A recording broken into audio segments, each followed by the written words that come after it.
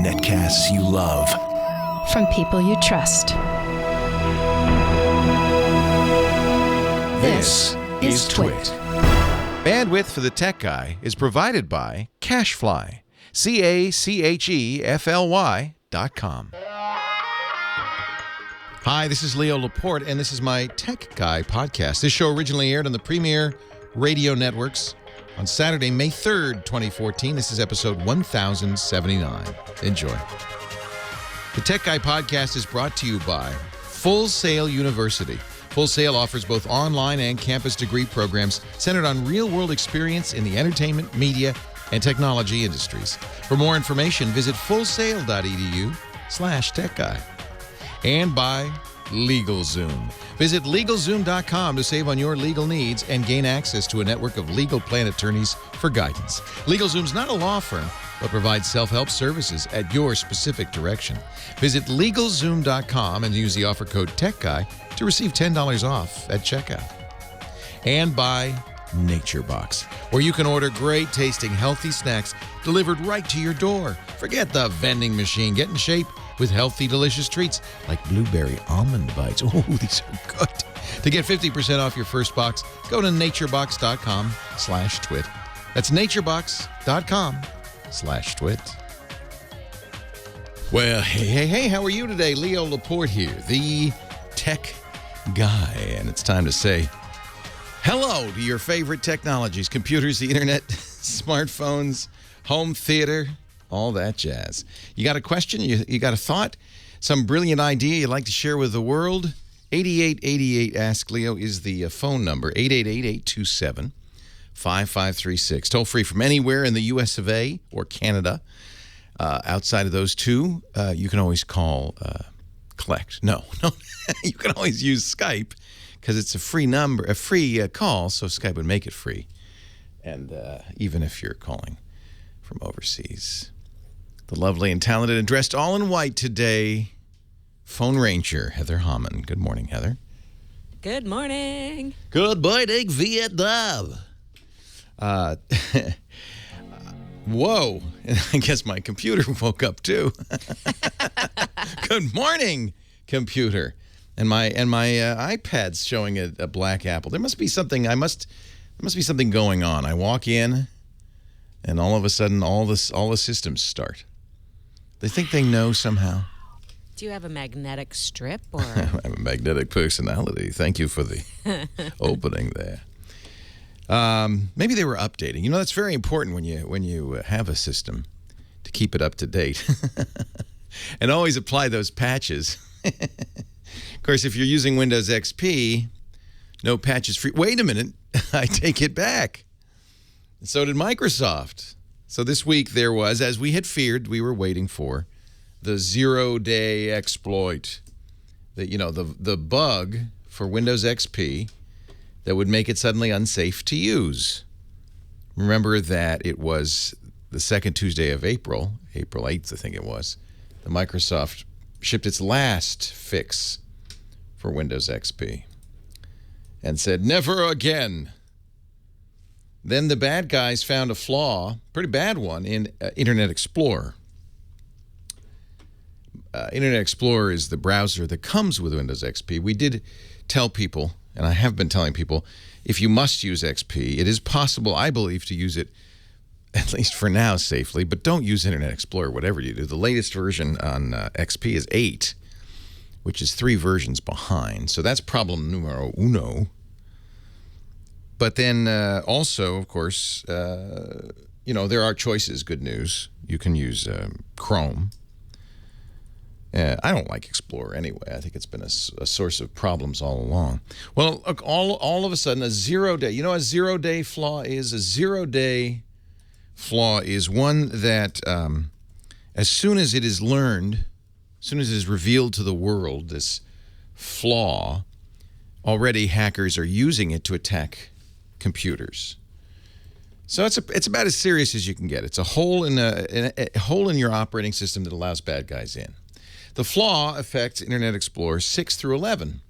And of course, Microsoft immediately patched Windows Vista, Windows 7, Windows 8, and said neener, neener, neener to Windows XP users, except they backed down. They backed down. Nobody thought that. We all said, oh, no, that's it on XP. They really don't want you to use XP. No. Even though Windows XP users aren't supposed to get these fixes anymore, Microsoft made an exception and pushed out a fix saying, quote, "The security of our products is something we take incredibly seriously. When we saw the first reports about this vulnerability, we decided to fix it fast, and, underscore this part, fix it for all our customers." That's Adrienne Hall of Microsoft's Trustworthy Computing. They remind everyone, don't worry, no, you're not, we're never, you see, once a parent says to their child, all right, just this once, it's over. I know. It's over. Because then the kid goes, yeah, mom and dad gave in. This technique works. Somebody in the chat room says, that's not an exception. It's not a patch for the XP operating system. No, it's an exception. Yeah, no, it is. It absolutely is an exception. And initially, they were not going to ship it out. I don't know whether they'll make further exceptions or not. I think there's intense pressure. You see, if there's a flaw in an operating system, and you can't say that Internet Explorer is separate from the operating system. You really can't. It's deeply ingrained. If there's and that's what Microsoft said during the trial, remember? 1998. Can't take it out. If there's a flaw that then means bad guys can get into users' computers and then attack other computers on the internet, I think Microsoft's kind of liable. I think they kind of feel like, gee, if we don't do anything, are we going to get sued? Are we going to get in trouble? Aren't we kind of liable for that? So they fix it. I'm not saying you should wait for another fix. No. But I think they did the right thing here. And I would point out that so far you can continue to use XP if and only if you do the following. Don't use IE, use Chrome. They're keeping that up to date, Google says, until 2015. Make sure you don't run as an administrator, run as a limited user. And be really, careful, because you're using a dangerous, potentially dangerous operating system. You'd be better off upgrading, buying a new computer. It's time. It's 13 years old. It's time. But if you don't want to, well, I understand.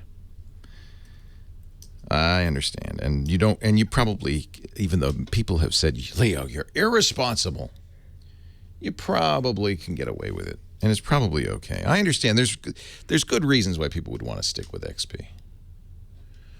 And if those good reasons mean, for instance, you have software that just doesn't run on anything else. You need to use XP. You can't afford to upgrade. I don't want to make people spend money if they can't afford it. You got it perfectly good. The hardware works. Now, there are other solutions. You could put Ubuntu, Linux on there, ubuntu.com, and so forth. But I understand that. I'm not going to say you have to spend the money. I'm not going to say that. And it is possible to, I think, to use it safely. But keep an eye out, because there might be another one. And this time, Microsoft may not throw you a life preserver. If you were a CEO of a computer company and you violated antitrust law by saying, we're going to make a deal with other companies not to poach their employees. If you backdated stock options so that to your benefit in violation of the Security and Exchange Commission, something that other executives were charged with and some went to jail for. If you broke some laws, bent some laws, if you rented a new car every 6 months so you never had to get a license plate on it, eventually people would say, you're kind of a slippery fellow. You're maybe a little bit of a shady CEO, unless you're Steve Jobs, who did all of that and is considered a tech hero, a legend. New York Times has an article today. Steve Jobs, actually it was yesterday, defied the law convention and perhaps the law. They talked to a professor at the University of Iowa College of Law, an expert in antitrust law. He says, quote, "I am astounded by the risks Jobs seemed willing to take." I never read that antitrust law. What is it? The backdating scandal. Yeah, you could say, well, maybe he bent the law, or maybe he didn't know, so forth and so on. And now, of course, we've seen the results. The juries come in now on the Samsung versus Apple anti-patent lawsuit. It's a great book called Dogfight about Google versus Apple. And at the end, it pretty much concludes that Jobs perfectly well knew that those patents weren't all his own. Slide to Unlock had been patented a year before by another company. Didn't matter. He was going to use them anyway. Jobs, is he a hero, or did he just escape? Leo Laporte, the tech guy.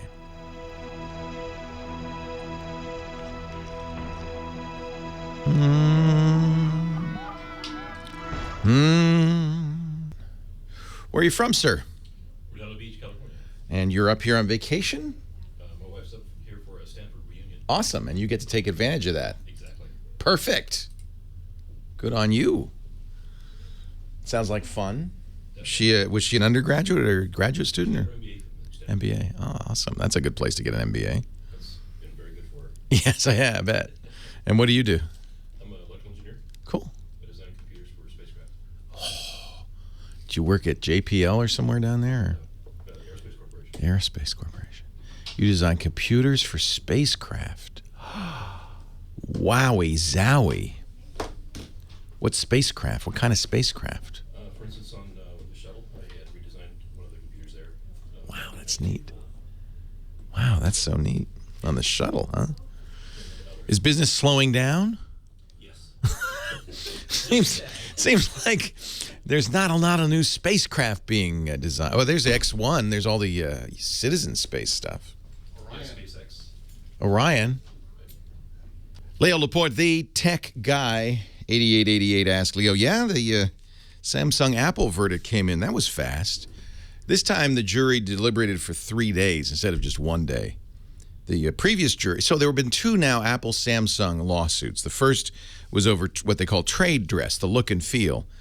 And the jury awarded, after a mere less than a day of deliberation, awarded Apple $1+ billion, saying Samsung stole it, they stole it all. This time the jury not quite so generous. In fact, they even give Samsung a little money. They gave Apple somewhere around $100 million, I think 115. What's a million or here or there, and then they gave a few $100,000 to a Samsung, saying, well, it's a two-way street. That's kind of a moral victory for Samsung, because Apple said, Samsung steals everything, and it's not $1 billion, so that's good. The jury has to go back to work, though, I think on Monday, because the Apple lawyer said, wait a minute, they made a mistake here. Don't think that'll change it substantively. I feel like, my eyes were open. The scales have fallen from my eyes because I read this book. Fred Vogelstein, who's a really good writer at Wired and covers all this stuff, wrote a book called Dogfight, kind of the history of the Apple-Google wars. They were best of friends for a while, and then things went south. But he says towards the end of the book, Apple knew that the patent lawsuits were somewhat without merit, as are often all patent lawsuits. They really end up being more about who can shut the other guy down, who can convince a jury. But they felt like, hey, we have the laws is there to be used, and I've always felt like it was kind of an anti-competitive thing, not a you stole from us thing, but you're doing too well, you better stop kind of thing, because after all, it is Samsung, I think, that is whipping Apple now in the marketplace. The Galaxy phones are beating the iPhone pretty handily in the United States. So it really has to do, I think, more with has a lot to do with more with, like, well, because they're not going after the little guys. They're a little bit, but not so much. They have sued Motorola and HTC. Haven't sued Google. And it's all over these patents. By the way, my son said, when I visited him last week, said, yeah, and I hear Samsung paid Apple in nickels just to get them back. No, that's not true. That's an urban legend. Although not a bad idea. You hear this every once in a while, these come up. I don't think Apple will take nickels. I have to say, I'm not a big fan of the Samsung phones particularly, but they do sell very well, probably because Samsung spends billions, with a B, every year in marketing. A huge amount of money. Those ads work. They convince people to buy the phones. There are other phones I prefer. I like the HTC One if you're looking for an Android phone. The Motorola X is fabulous. Both are cleaner, simpler, have less junk. Samsung seems to pile it on. Like HP used to do. Remember in the desktop computer days, you get megabytes of trialware and garbage, stuff that you didn't want and you couldn't remove. Samsung's fallen into that trap. I love the HTC One, the new one, the M8. Fabulous, fairly clean. It does have some of HTC sense on it, but it's not bad. And the Motorola X even better. And you can get Google editions of the Samsung phones, if you wish, from Google directly at the Play Store. So there are some choices to get away from that junkware. 8888 Ask Leo. I'm sorry, I'm just gassing on. Let's get a phone call. What do you say? Dennis is first in San Diego. Hello, Dennis. Leo Laporte, the tech guy. Hi there. Hey. I listen to your show all the time, and I don't know anything at all about computers. Okay. Well, then you'll learn if you just listen. You'll absorb it. Anyway, my question this morning is really simple. I was using my antiquated XP, which is the only computer I've got. I received a message from Microsoft that said that in 20 minutes it required an update to automatic update and restart the computer. You didn't think you'd see one of those again, did you? No. So anyway, I waited for the little green bar to run, and then it all shut down. And for the last hour, I'm looking at a Windows, and Windows is shutting down screen. Yeah. Now what? Oh, you can turn it off. After waiting an hour, I think is prudent. You don't want to interrupt it, and maybe this is a more complicated thing than you wanted it to be. The problem is that machine is what, 10 years old? I have no idea. It's probably older than that. Yeah, XP's 13 years old, so it could be anywhere from maybe 8 to 13 years. So what happens as you use a machine, it gets out of, you add stuff, you change stuff, you modify stuff. It resembles less and less the machine you took home from the store. Of course, that's normal. You're customizing it. But as that happens, it makes the automatic installers, just a little bit perturbed, perhaps. I always think of installing updates in place, without a fresh install, as something like removing the tablecloth with the glassware on it. You can do that, and then putting another tablecloth back in. That's hard.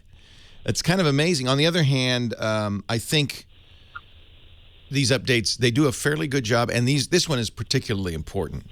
So after waiting an hour, that's enough to wait. I think you can manually shut it down. You know how to do that? You just press and hold the off button until it turns off. And that'll let it, it might take 5 seconds. Okay. Well, no, I already have all kinds of suspicions. You just rambled through the fact that the average person brings one home from the store and after many, many years loads it up with everything. Yeah. I find it hysterical. From my position, it's hysterically funny because I've only touched a computer in my entire life for about the last 2 years. Oh. And this is a stripped, rebuilt yard sale. Oh, dear. I don't know when it came from a store, but it came across the Mexican border. And I had a heck of a time. I'm single lingual, and I had a heck of a time just changing it over to speak English. It was in Spanish. Wow. And I finally got it into English mode. Good. And I don't have anything on it except Microsoft, and it came with Avast. Okay. Avast which is a good antivirus. It's a free antivirus. Might in fact be something's blocking that it finished. And I've seen this happen. It's not unusual. So here's what you do. You press and hold, you turn it off. In other words, it didn't finish. Yeah. You wait a few seconds, then you turn it back on again, and it should complete the installation. And you should be able to, let me see what version it will report. This is the only question. I'm not sure after the XP. It's this thing I was talking about at the beginning of the show. Microsoft said they weren't going to update it anymore. Have you been installing updates all along? It was set on automatic. It's been doing Right. it automatically. Good. The last time it did it was the beginning of last month that I was aware of. Yes, exactly right. So they gave you another one, just a freebie. I would turn it off, turn it on. Everything should be okay. Leo Laporte, the tech guy. Thank you. You're welcome. Cheryl is on the line from Orange County. Our next caller. Hi, Cheryl. Leo Laporte, the tech guy. Hi, Leo. Thanks for taking my call. Thank you for calling. I bought an Inspiron, my second Dell, Yes. and I went for the 8.1 upgrade because, as you know, it didn't have an on-off switch. You know. Well, I know. I've listened. You I listen to know. you all the time. It's fine. 8.1 really does solve a lot of the initial problems I had with 8. Well, I found out after about an 8-month struggle, I found out through HP as well as Microsoft there were some corrupted files.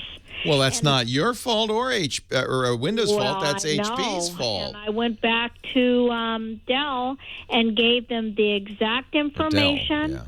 the exact place, and now please fix it.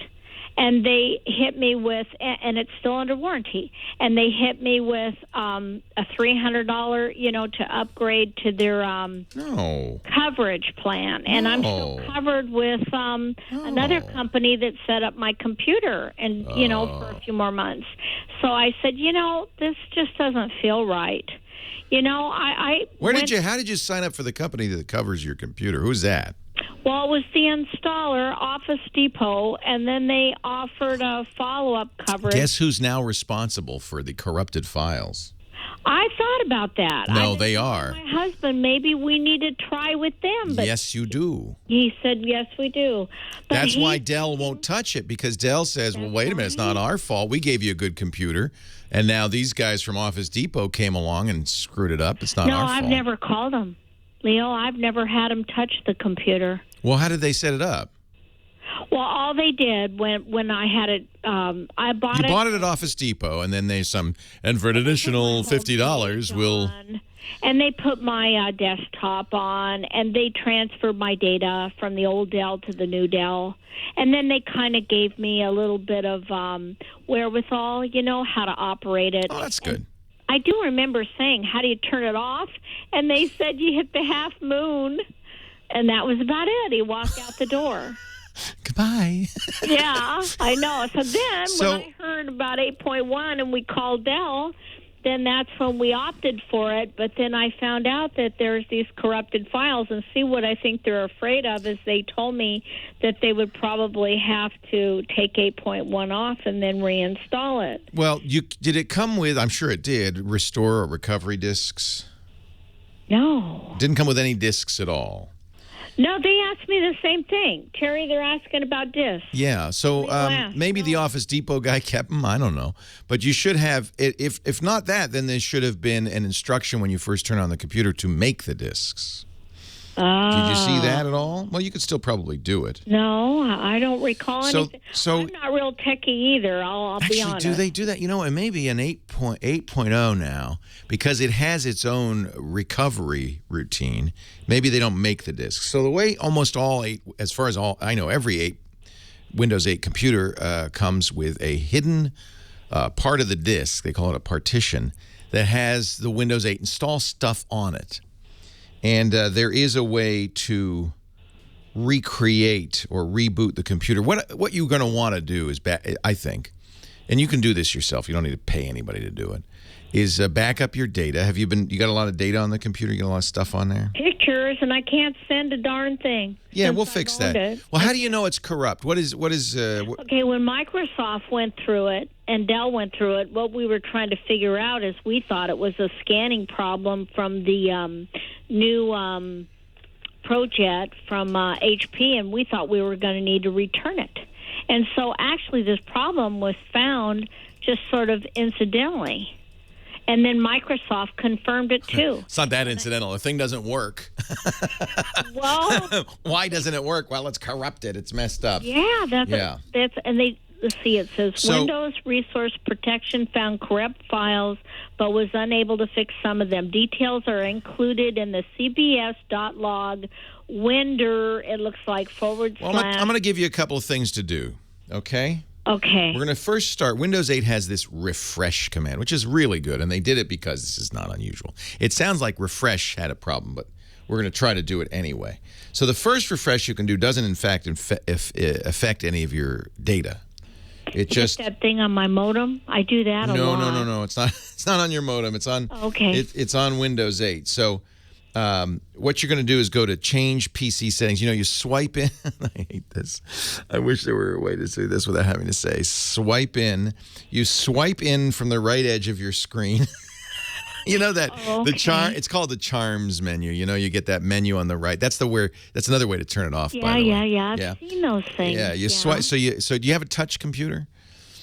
Well, I don't know exactly Can you touch the what screen? you mean by touch computer, Can you touch the but- screen on? Can you do? Yeah, you do that sometimes, and it does all kinds of weird things. I usually do it by accident. Okay. I don't like it. I don't like it. You Darn know? it. So swipe in. So you're going to swipe your finger. You can also move the mouse in the lower right-hand corner, but you want to get that little Charms thing to show up, okay? Okay, a Charms thing. And then there's going to be a little gear that says Settings.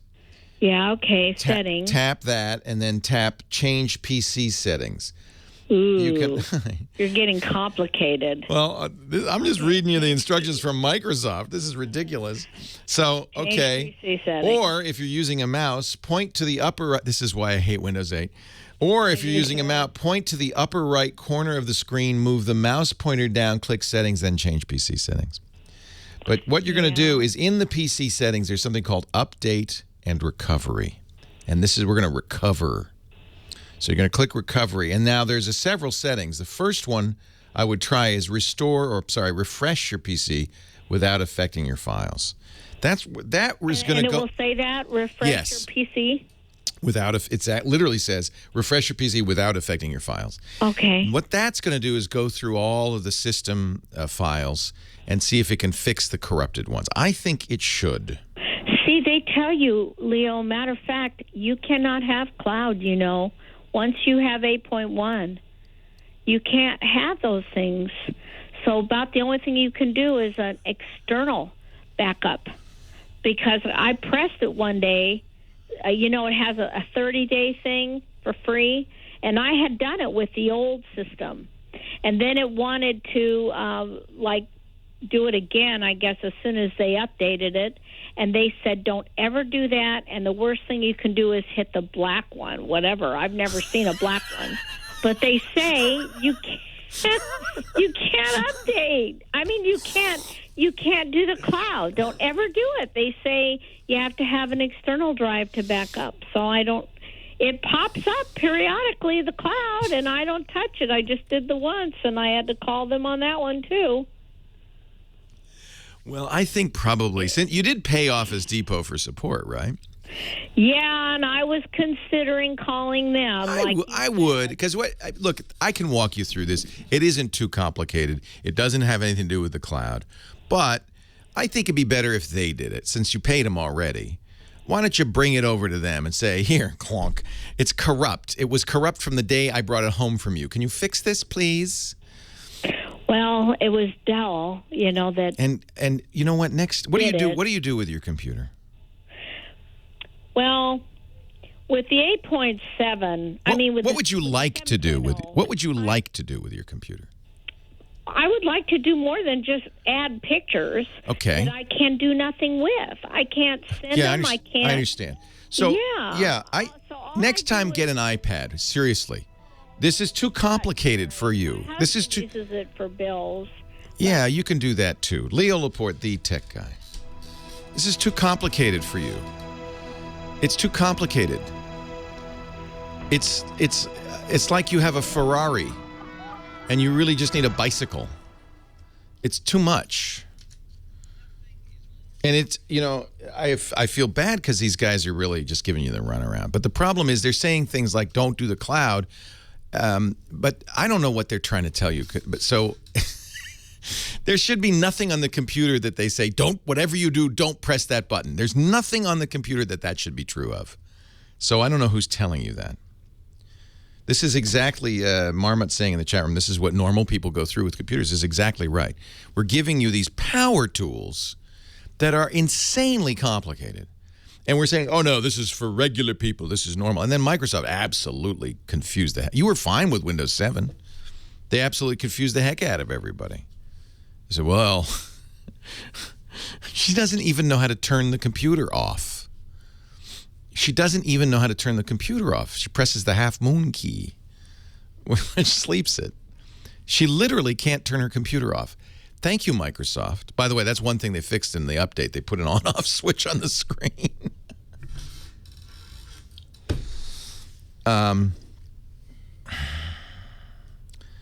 That's why the iPad is such a big seller. It will do all the things you want to do. You do not need a power tool. You need a simple update.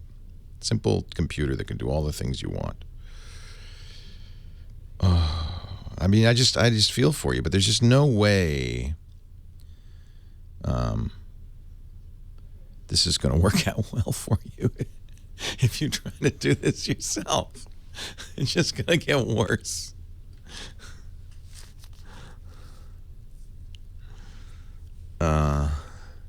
I think you would know how to turn off an Apple computer. You go to the Apple menu and you select shut down. But the idea that you have to, there's a hidden menu on Windows 8.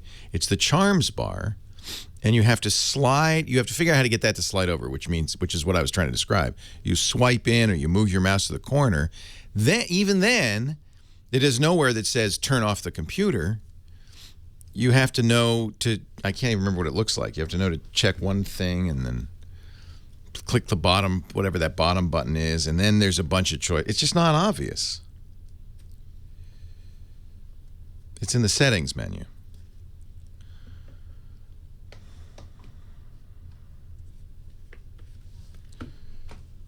And I feel for people who are trying to use these things.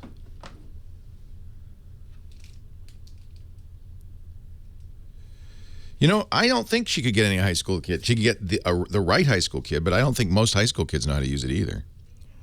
Yeah, settings, power, shutdown. It's obvious, right, says Greg? Yeah.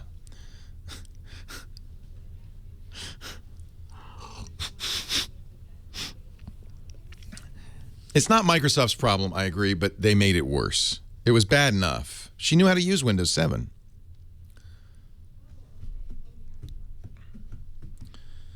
I mean, yeah, we can figure out how to use it with effort. But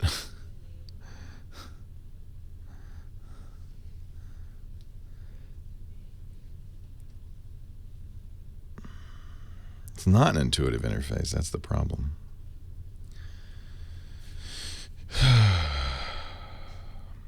I just think most home users shouldn't be using Windows at all. That was a bill of goods that was sold to them. That's a business computer. They shouldn't be using Macs either. They should be using tablets. Let's get an iPad. No. Just because you figured it out doesn't mean they should be able to figure it out. I just want to jump up and down on that computer and smash it into a million pieces. That's what I want to do. Leo Laporte, the tech guy, feels so bad for our last caller, and I think most people are like that, frankly. We sell them a bill of goods. The industry really doesn't do them any favors. It's easy to use. Anybody can use it. The computer for the rest of us, all of that. And Mac or PC, most times it's way more than you need, and it's way too complicated. And then what happens is what happened to our previous caller, which is you start down the bunny hole and you start doing things to fix it. But those things make it worse and worse, and then it doesn't do this and it doesn't do that. And most people, check to see if this is you, just put up with it. In fact, I think what a lot of geeks and enthusiasts don't realize is that we just put up with stuff that doesn't work all the time. You know, it doesn't. Yeah, it doesn't work.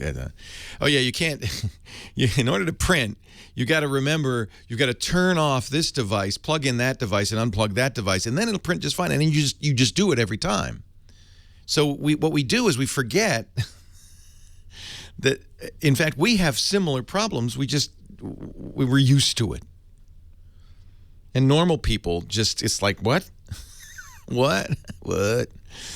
So I think we need to readjust our expectations. And by the way, this is why tablets sell so well. I shouldn't even say tablets. iPads sell so well. Because there's none of that. Now, real enthusiasts look at an iPad and go, oh, that's so primitive. I can hardly do anything. All I could do is surf, get email. What good is that? Look at pictures. What good is that? That's all anybody wants to do. If you want to, program computers, if you want to hack the operating system, if you want to edit video, get a computer. But for most people, the tablet's just fine. And frankly, I think an iPad is the way to go. It's very simple. It doesn't even have access to a file system. You just don't, these issues don't come up. And now she said she wanted to do her photos. Now that might be a little bit tricky. There's a camera connection kit that will allow you to connect the camera and import the pictures, and then it'll be an iPhoto, which comes with the iPad. And after that, it's pretty straightforward. Emails, very straightforward. Paying the bills, I don't know. Do people? It depends how you pay the bills. If you do it on the web, it'll work just fine on an iPad. Maybe a Chromebook would be a good choice. That might be another choice. If you want to live in the Google world, a Chromebook might be a good choice. It's very simple, very straightforward. And if it gets corrupted, you press this button that says Power Wash. And it just starts over. You log into your Google account, and because almost everything you do is in your Google account, it just starts up, and then, yes, everything's here, and you keep going. The computer industry understands this stuff is too hard. And for a long time we said, oh, anybody can use it, just get a computer, your life will change. And no, it's hard. It really is. And so the response of the industry, and I think partly it's because technology finally caught up with the promises. The iPad, I think, is a computer Apple always wanted to make from day one, something literally for the rest of us that anybody could use. The Chromebook, I think, is a fairly good choice with a little more capability and a built-in keyboard. A lot of students are using those, and I think that's a good choice. But really, a Windows 8 desktop computer or an Inspiron, wow. Unless you're willing to put some serious time into studying how to use that thing, maybe even take some classes, that's tough. That's tough. You need an appliance, is what you need, an information appliance.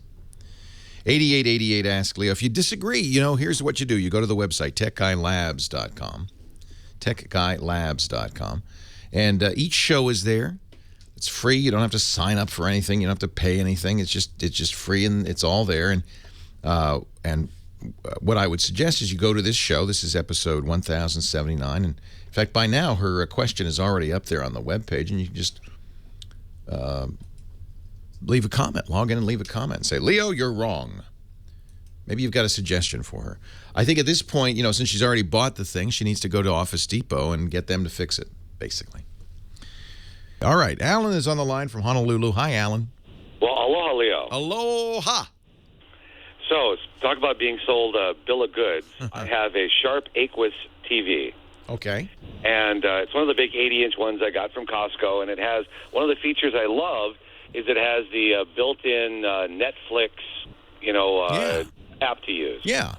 But frankly, I think it works terribly.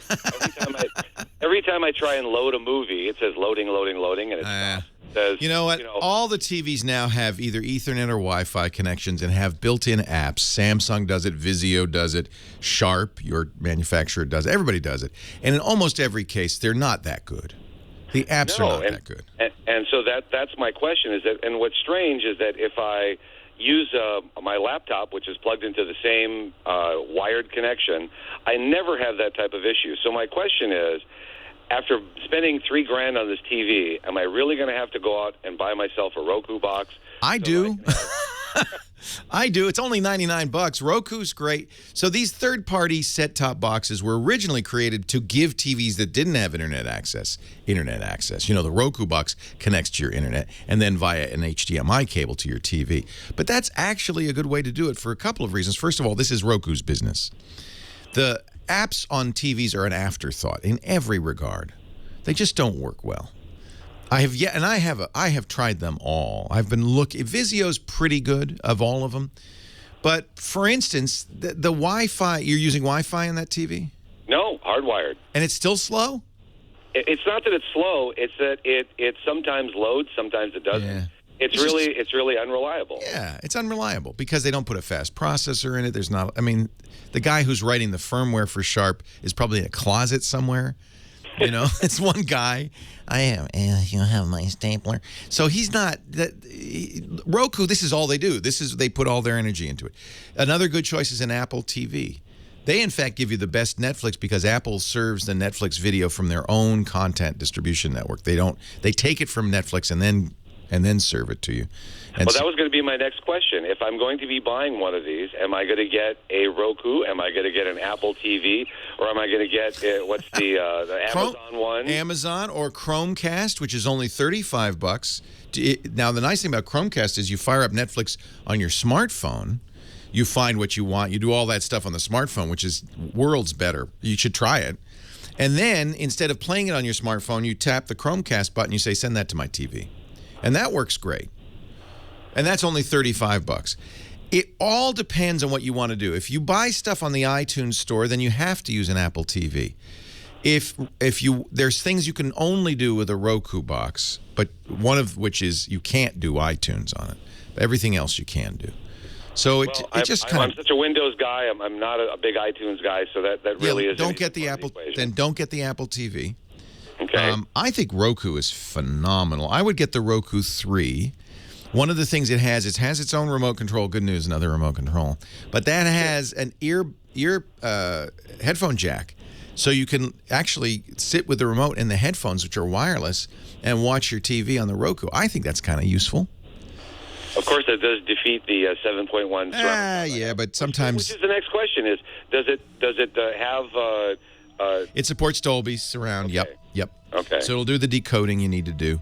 I have all of them, and I like Roku a lot. I think Roku's a great choice. If you want to save money, try the Chromecast. Leo Laporte, the tech guy.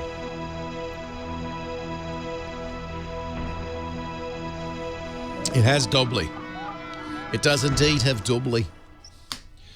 Well, hey, how are you today? Leo Laporte here, the tech guy. Time to talk about computers, the internet, home theater, cell phones. If you were tuning in for Scott Wilkinson, I didn't mention he's taking the day off. He's got some tuba playing. You got some tuba playing to do. But he'll be back next week, our home theater guru. Questions? You want to talk tech? You can call me, 8888. Ask Leo. You can also visit our webpage, techguylabs.com. Follow me on Twitter, @LeoLaporte, etc., etc., etc. So excited. After the show this afternoon, it's actually 4:30 Pacific, 7:30 Eastern Time. We're going to stream a live performance from a group called Pomplamoose. You know who that is? Pomplamoose. You ever hear it? I know you're into you're up with the kids and all of that, Heather Hammond, Phone Ranger, and you know about Pomplamoose. You ever hear about them? I can't say that I could tell you what type of music they play, but I have heard of the band. Well, you know what? They're a YouTube sensation. That's why you've probably never heard of them. And do you recall what that means in French? It means grapefruit, I believe. Delicious. But they don't spell it the French style. It's Pomplamoose. Right. But they do such great work. I think they're fabulous. Anyway, they're going to come in. Jack Conti and Natalie Dawn, they actually do some interesting stuff on YouTube. Rock stars right here? Rock stars How live exciting. in studio. Stick around. It'll be after the show, 4:30 Pacific, 7:30 Eastern. And then I'm going to interview them because one of the things Jack's doing, which is kind of cool, they're touring, by the way, like big time rock tour. But one of the things Jack's doing that's really cool is he started a thing called Patreon. which allows groups and video guys and bloggers and podcasters to ask their fans to support them.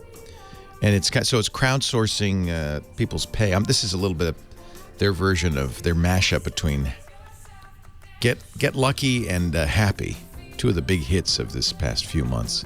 And their videos are quite amazing.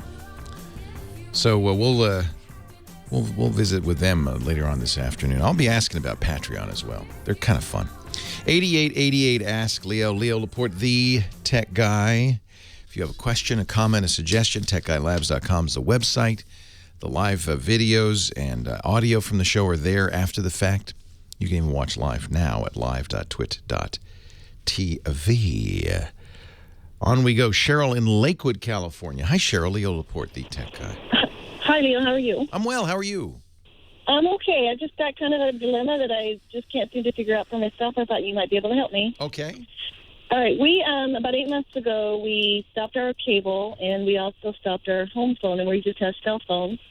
And you're with it. You're hip. You're happening. This is what all the kids are doing now. Well, it's hard to do with a family of 4, though. Ooh, I bet your kids aren't thrilled. Well, what we have is we have DSL with an external router, and we have at any one time 3 phones, 3 laptops, a Wii, and a Roku. Yeah, they don't work. No, I'm trying to get just internet, and I can't find it. Everybody wants to send me a bundle or have me do something at our home, and I just want fast internet so that we can use all these devices when we want to. Well, just say no to the bundle.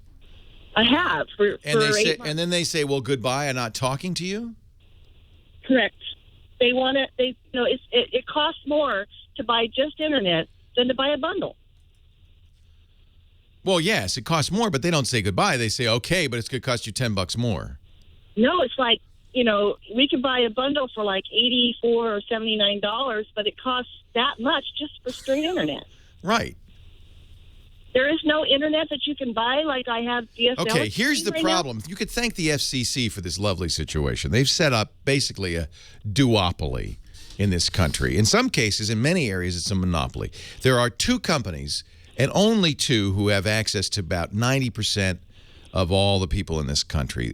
One is the cable company, whoever your local cable company is, and that's a monopoly in your region. And then the other is the phone company. Those 2 companies have copper in your house. The third option is through the air, which I just don't recommend because there's so many bandwidth caps on it. Satellite internet really isn't a good option. So your 2 options are DSL or cable. And the FCC set that one up. Now, they did require a few years ago phone companies to let other companies use the phone DSL line. So there is competition on DSL. But as you've experienced, DSL isn't super fast, and that's mostly... Not at all. Yeah, the farther you are from the central office, the phone office, the worse it is. It's very, very distance dependent. So I'm guessing you're probably more than a kilometer or 2 from the central office, and that means very slow at DSL. So you should... very slow. It buffers a lot. Yeah, you can contact them and say, do you have a higher tier? But I think what they'll probably say is, we do, but you won't be able to benefit because you're so distant. So for people who are distant from the central, you live in near town, or are you kind of a little bit out of town? No, we're in Lakewood, which is outside of L.A. Well, but the question is where your nearest phone central office is. You can, and if it's more than 2 kilometers, DSL is just not going to be great. That's a little more than a mile, believe it or not.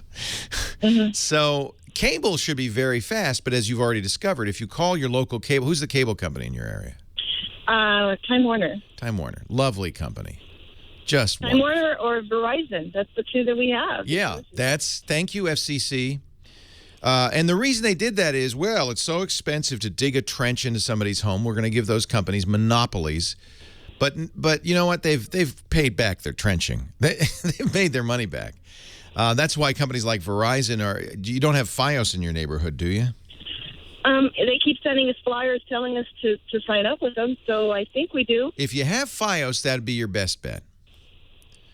Now, that's from your phone company, but it's not over the copper. They actually will put, fiber. If You call them and see if they have it. That will be much faster and fairly affordable for the price. But America, the United States of America, where the internet was born, ranks fairly low in terms of cost and speed of internet. We have among the worst internet in the developed world.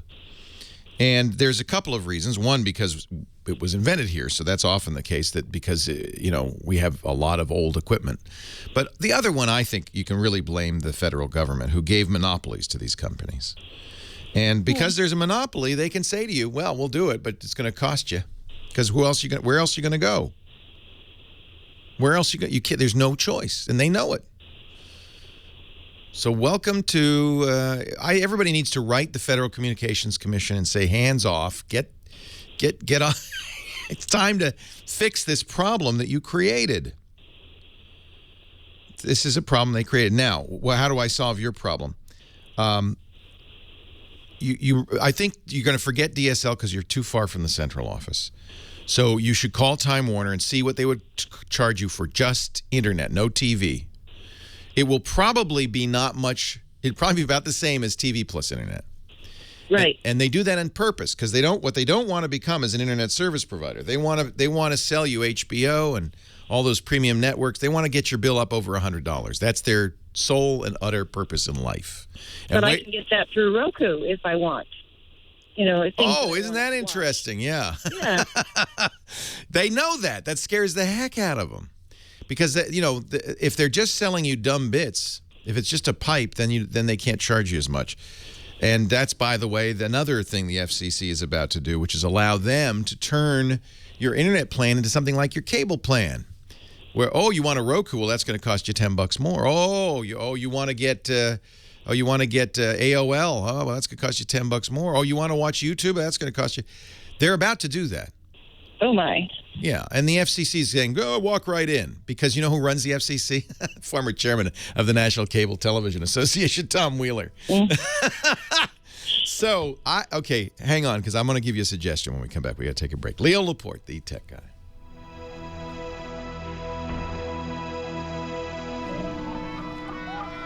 And you wonder why we're fighting so hard against this net neutrality. You're already seeing this. These companies are rapacious.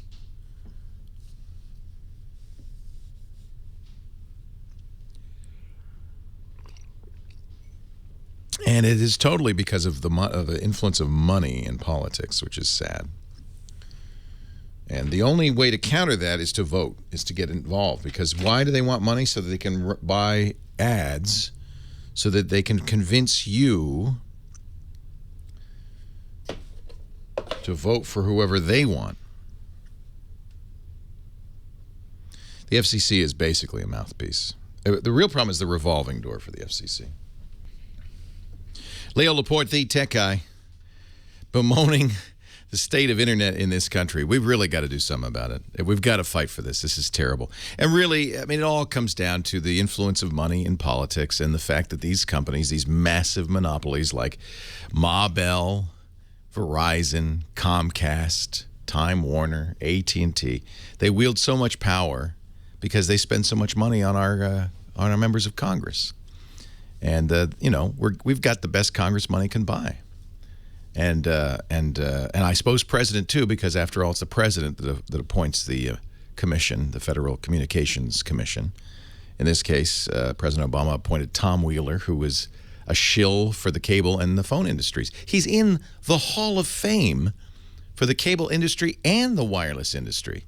This man has no shame. He will. It's a revolving door there. He will get a job when he leaves, just as the former chairman of the FCC, Michael Powell, who currently runs the National Cable Television Association. Cush job. I'm sure it comes with a nice car, lots of cash, and that's what happens. So these guys are owned by the industry they're supposed to regulate. And the result is we have a terrible situation on our internet. And it's only going to get worse because Chairman Wheeler has now proposed rules that allow companies like Verizon, Comcast, Time Warner, AT&T to charge companies like YouTube, like my internet company, for access to their customers. So Time Warner or Comcast, soon to be, by the way, merged because there'll be no opposition from a government that's owned by Comcast, which will make it the largest internet service provider and cable company in America, which means they will become even more greedy and rapacious. Comcast can come to YouTube and say, it would be very nice, wouldn't it, if your customers could get to our customers without any buffering, wouldn't it? For a small fee, we could arrange that. Otherwise, well, we can't guarantee good service. They're going to charge at both ends. It's not the American. People say, well, it's the American way. No. No. It is not the internet. The beauty, the power, the reason the internet has been a transformative power in this country is because anybody can get online and can create a blog, can create videos, podcasts, can publish, create, and reach a global audience for very little money, as long as that audience all subscribes to the internet. It all works beautifully, and those companies make plenty of money. They just want more. What the cable companies would love is to tier your internet access just like they do cable access. We'll give you basic internet access, but if you want access to Yahoo, well, that's going to cost you. They charge us, they charge Yahoo. The problem is, as Elizabeth Warren from Massachusetts said, Senator Moore has proven to be very astute and right on this. I guess she wasn't bought and paid for by Comcast. Just give her time.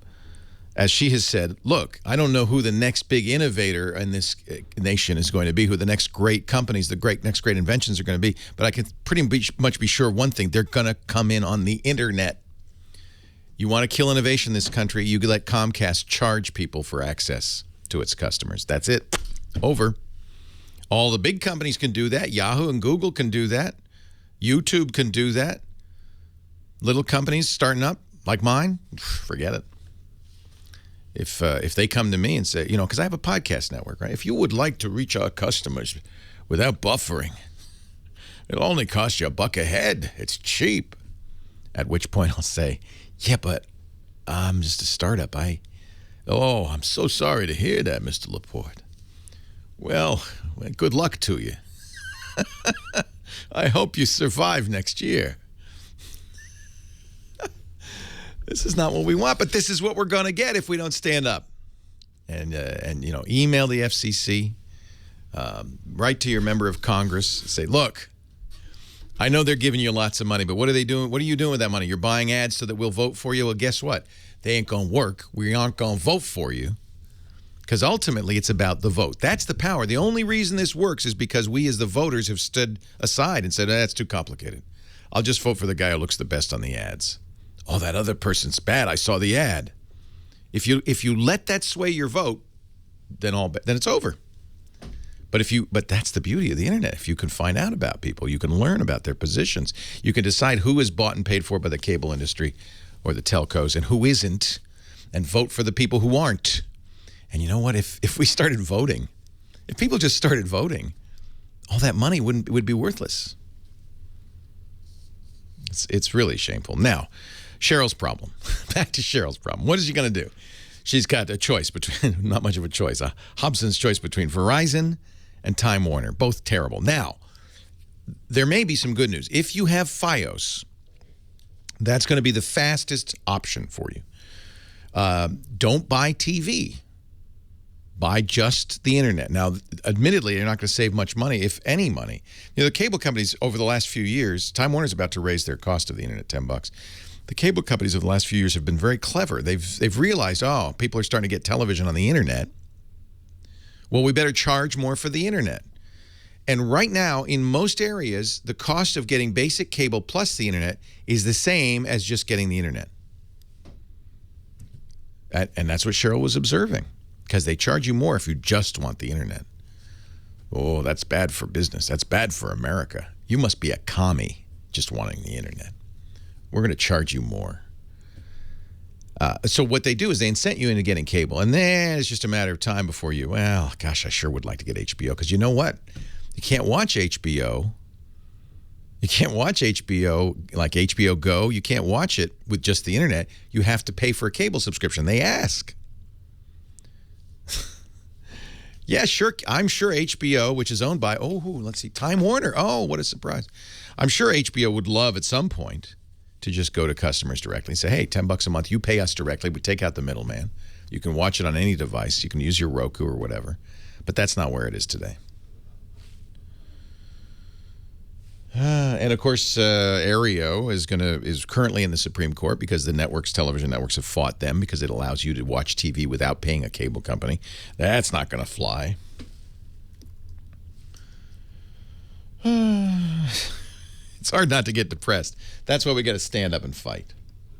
That's why we got to stand up and fight.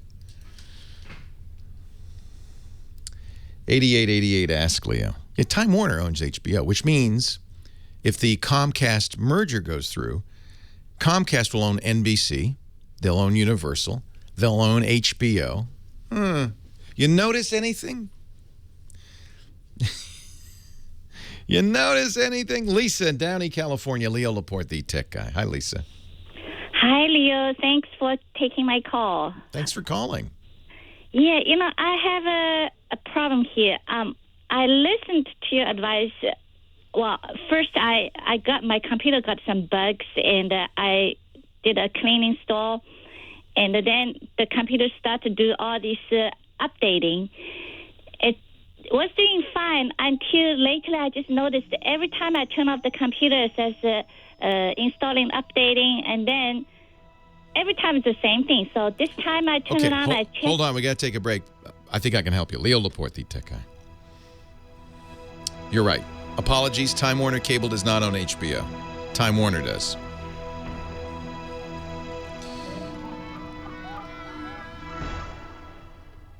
Yeah, I know, but I served on the telecom committee here in Petaluma, and I know how much, how can I say this in a family manner? How much courage local government has when it comes to a big corporation like Comcast, i.e. none.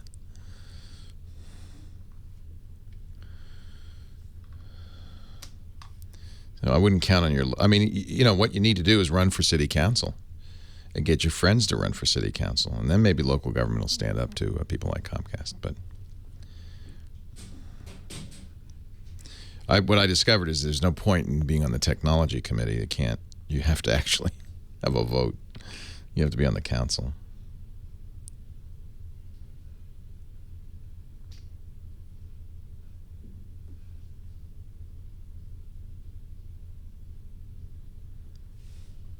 There's Johnny. How you doing? JJ? How are you? How are you? How are you? You're depressing me. I know. But the truth is depressing. That's why I don't talk about it much. Man. Not depressing, energizing. We should be marching in the street. Let's get out there and fight. Well, I think you should put links on your blog to all these things and make it easy for everybody, because you know what? Absolutely. Because you know what? I don't think people are going to take the time to do the searching. It's Save Our Internet. And tweet it out. Yeah, I will. I've done some social media around it recently. And I'll retweet it and we'll start getting others to do it. I think last weekend you were saying, write to your member of Congress. That's and certainly I'm like, a good one. I really have to do that. They pay attention to that stuff. And it would be really embarrassing, I think, especially in California, for our people not to act on our wishes since we're so close to Silicon Valley. No? Yes, I agree. SaveTheInternet.com. SaveTheInternet.com.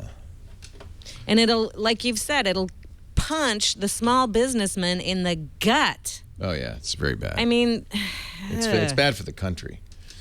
It's bad for the country. It's very bad. I love. Tom Wheeler publishes this blog post saying, "Oh no, it's all fine." It's the big lie. It's like, well, if you're gonna do this, really go big, because people will say, "Well, he couldn't possibly be lying." So House of Cards. It's very House of Cards, because we want to trust people. You know what? Let's get a bunch of money together and pay Kevin Spacey to do an ad. Oh, he would do it. You know what? In fact, he's been big on this. In fact, that's a good excuse to get Kevin on, actually. He could do some weird, surreal, futuristic thing where none of us have a voice because the internet went away from us. Right. I think this would be a good time to tell you a little bit about Full Sail. Shh, I'm talking here. Full Sail College. Full Sail University, fullsail.edu. Let's go there right now. Actually, go to fullsail.edu/tech guy. We're talking about higher education. Wouldn't it be great if you could get a master's degree in a year in innovation or entrepreneurship while you're working?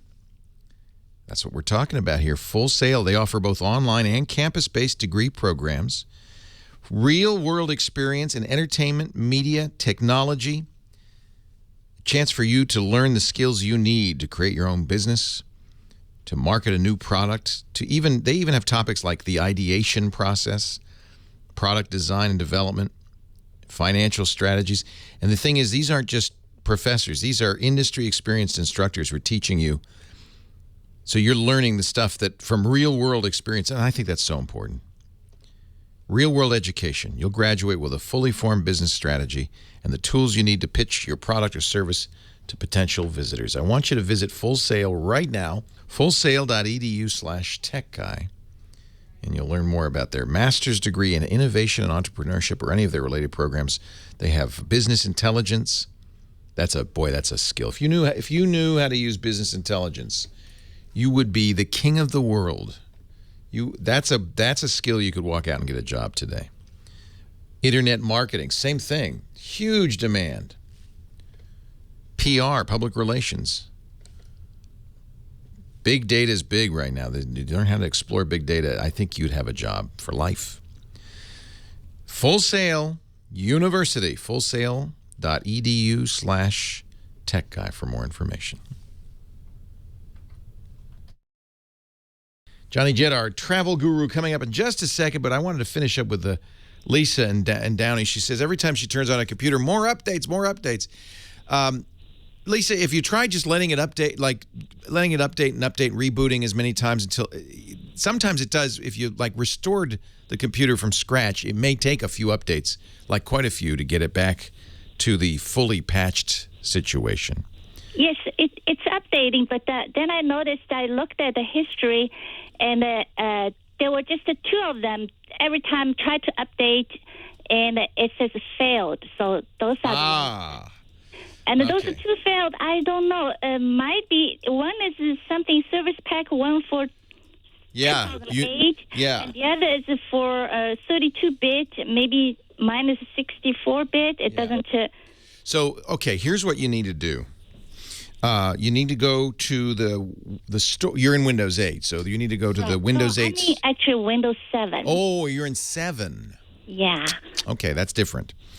I'm glad you said that, because I was about to give you advice that would be completely useless to you.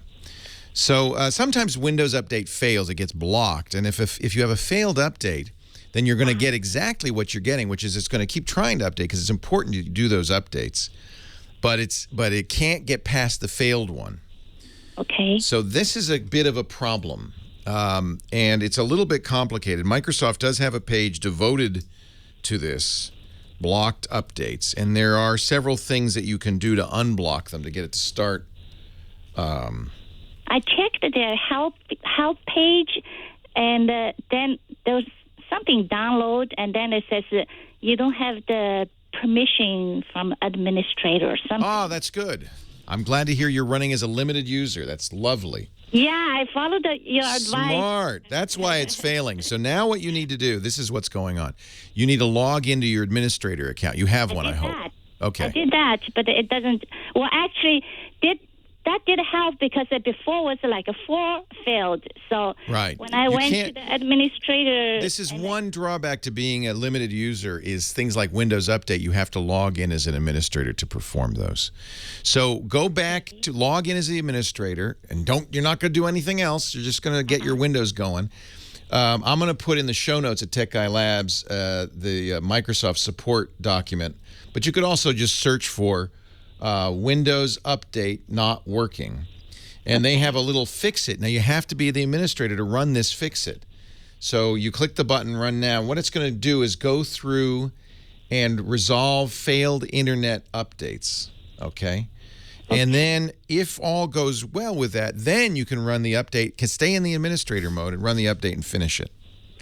I actually did that, and something fixed the problem with the Microsoft Windows update, and I was on the administrator signing user, but it still says you don't have the permission. Something wouldn't let me do. Okay. Just those two. All the others actually, it's updating. Yesterday, it's updating. It says there's 3 important updating. Yeah. And it updated one, left the other 2. Okay. I'm Well, just that's wondering, maybe those 2 I don't need it. It's just. Do you know offhand if you're on a 32-bit or a 64-bit version? It's a 64. Oh, good. Okay, that's good. Yeah, so the 32-bit wouldn't update, and then that's normal. You won't get those 32-bit updates. They won't be necessary. Okay, and then the Service Pack 1 2008 doesn't update. Yeah, that's what you really want. Nothing's going to go on until you do that. So but it updated the Service Pack 1 2010. So I was wondering, maybe I don't need that one. Yeah.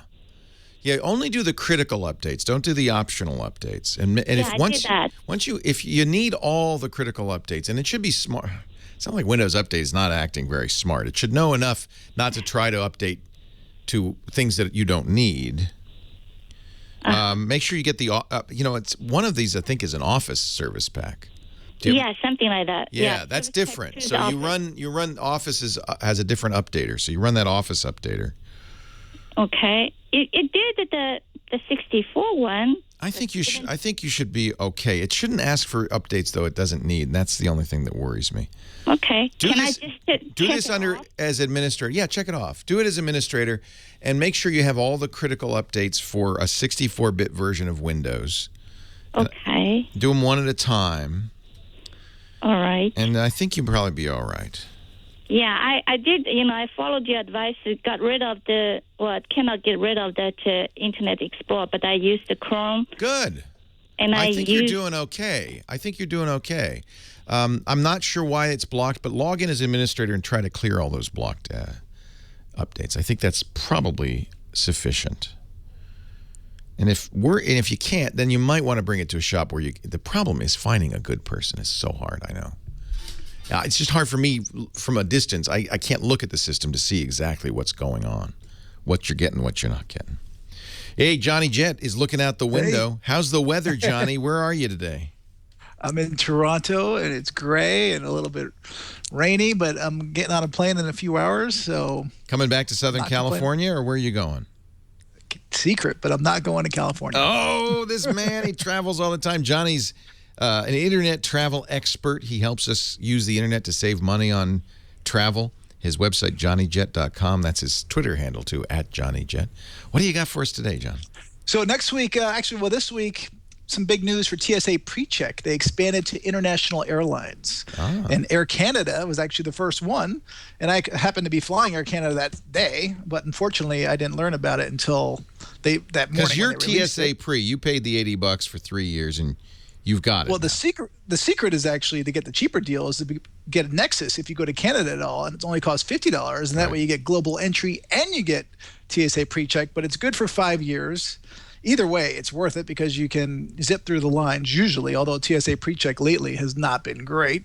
The secret has been let out, but it's in 115 airports nationwide, and now Air Canada has it in 40 I got it again in the twice now out of the last 4 flights. I've got TSA Pre. They just go, you, sir, you, go this line. And you don't have to take off your shoes. You don't have to take out your laptop. That's my problem with it. But anyway, it seems like when the lines get full in the other ones, they start putting people through Pre. Oh, they do that. Now, how do they pick you? Do they look at you and go, you don't look like a terrorist. You can go. Well, it's usually people over 70, which obviously you are not. You look like, maybe they go, you look like you're over 70, sir. No, they also have your history of how much you fly, so they can get a pretty good idea. I don't think so. I think he just looked at me. He wasn't looking at the ticket or anything. He said, just go here. I think they were just He didn't evening scan out. it first. It didn't give you a little. They scanned it. They let me in, and they said, "Why don't you go over here?" It was a different guy. That's a problem. I think it's just no. You know what it is? They're finally admitting this doesn't do anything. It's all A lot of it's theater. A lot of it's theater. It's to scare a terrorist because you never know if you're a bad guy where you're going to end up. Maybe you're going to get caught. So this is the whole point. It's just in case, because they still do the random checks at the gate. Where you just get searched. They still do a lot of stuff. They don't search too much at gates anymore. Really? I haven't seen. I saw that happen the other day. They were. I did not see that. Feeling a person up. I mean, they literally. I mean, they went through everything, all of her bags. They touched do that her internationally everywhere. a lot of times. This was a flight. No, this wasn't an international flight. This was to San Diego. Okay. I think that's still in the United States. Speaking of airports, I know that before we go, avoid Newark Airport this summer. So, because right now they're doing a lot of construction. They closed the air train, the train to get there. So the public transportation's a nightmare. That's my They also secret shut to go to down- New York. You go to Newark. It's easy. No, not until at least July 15th, because Okay. they're also working on one of the runways. So I have friends who have been, sitting on the runway for 2.5 hours before they fly to Europe. Johnny, can you hang on for a minute more? I want to get an app of the week from you. Johnny Jett, our travel guy. Leo Laporte, the tech guy. Da da da da da. My cousin Artie just emailed me. Yeah. And he says you were talking about point and shoot cameras last week, and he wants to know if you should buy the Canon PowerShoot SX700 or the Nikon Coolpix S9700. And it's a brand choice, right? Yeah, actually, that Coolpix is pretty nice. I mean, who buys point and shoots these days? I know. This phone is Either 20, use your phone this is or you 21 get a big megapixels. It's like no, I think either one is good. Either one would be fine. I think probably of the two, I'd take the Nikon. Okay. The 9700 is a very sweet camera. And did you hear about have you talked about the Foursquare? The Swarm? No, I haven't. Yeah, I haven't looked into it enough to talk about it, but I was wondering what your point of view was. Well, Foursquare's been doing, this is all part of Foursquare's updated strategy. Right. Foursquare wants to be a travel app as opposed to a check-in app. For the first few years, it was just a game. And I was like, Lisa gets mad because Patrick is the mayor of our office. She says, I'm gonna get it. So she checks in now a lot. That's a fine thing, but it doesn't really get anybody anywhere. But what they noticed is that so they slowly, gradually encouraged people to, when they check in, to leave reviews and tips. And by doing so, they now have a lot of people who have left reviews and tips. So almost anywhere you go now. And so what's happened with the Foursquare app, you do explore and you're going to get reviews and tips of all the local restaurants and eateries and there's a pharmacy, there's our grocery store. So they're just taking Yelp. They're taking Yelp on. They've been doing it all along, and then so now they've decided basically to separate out the check-in stuff, so that people who use the Foursquare app, they still can check in, but people use the Foursquare. The idea? I think Foursquare's kind of an also-ran in all of this. They're desperately trying to stay current, and I played it a lot. And I was a big Foursquare fan, but it's kind of like come on, get a life. Right. Really, you're going to check in everywhere you go? I like to check in the airports so I can see if any of my friends are there, and also it lets me know when I was there last. Well, that's exactly right. And so there's okay. Make this check-in private. Share with Facebook. Share with Twitter. Add a comment. Add a picture. So I just checked in, but it's going to tell me now that Patrick Delahanty is the mayor. So I just checked in. Say Patrick's a mayor. Your Patrick Pal Patrick is mayor here, and you're creeping up on their turf. So that's how they get you to check in somewhere, right? Then I can see comments that people have left. Oh, that's weird. Well, I also liked it when you checked into a restaurant, they would offer you sometimes a free appetizer. Yeah, in fact, that was a good deal. If you had an Amex card, they'd give you $5, and it was kind of fun because it would go ching right after you paid. There'd be a little ka-ching that would come out of your phone as they rebated $5. That was kind of cool. They did that on a lot of restaurants. I think we talked about that, didn't we? No, we didn't. But it wasn't just an Amex card though, because a lot of times I was paying with another card. Really? Amex had a deal if you registered your Amex card with them. Almost every restaurant would give you $5 back. I don't know. All right. It's a cool idea. We can talk about it. No. I mean, I got a couple apps right here. I got an app let's do and a your really app. cool website. That's it. Let's do it. Have you heard of Sign Easy? No. Leo Laporte, the tech guy. 8888 Ask Leo is the number. We'll continue with your calls in a minute. But first, Johnny Jet, because we had so much fun talking that I didn't get your website of the week and your app of the week. So what do you got for us, Johnny? All right. So for the app, it's called Sign Easy. SIGNEASY. Okay. So it was actually a travel blogger, a friend of mine, who created it, or was one of the guys who created it. It's a pretty big app now. So what it does, it makes it really easy for you to sign documents while you're traveling on the road. Digitally signed documents? Supposedly. Wow. I like this idea. So, I mean, it's genius because so many times I'm traveling overseas and people are like, I need you to sign this contract or whatever it is. And I'm like, listen, first of all, for me to find a printer, it's either going to take me a lot of time or cost me a lot of money.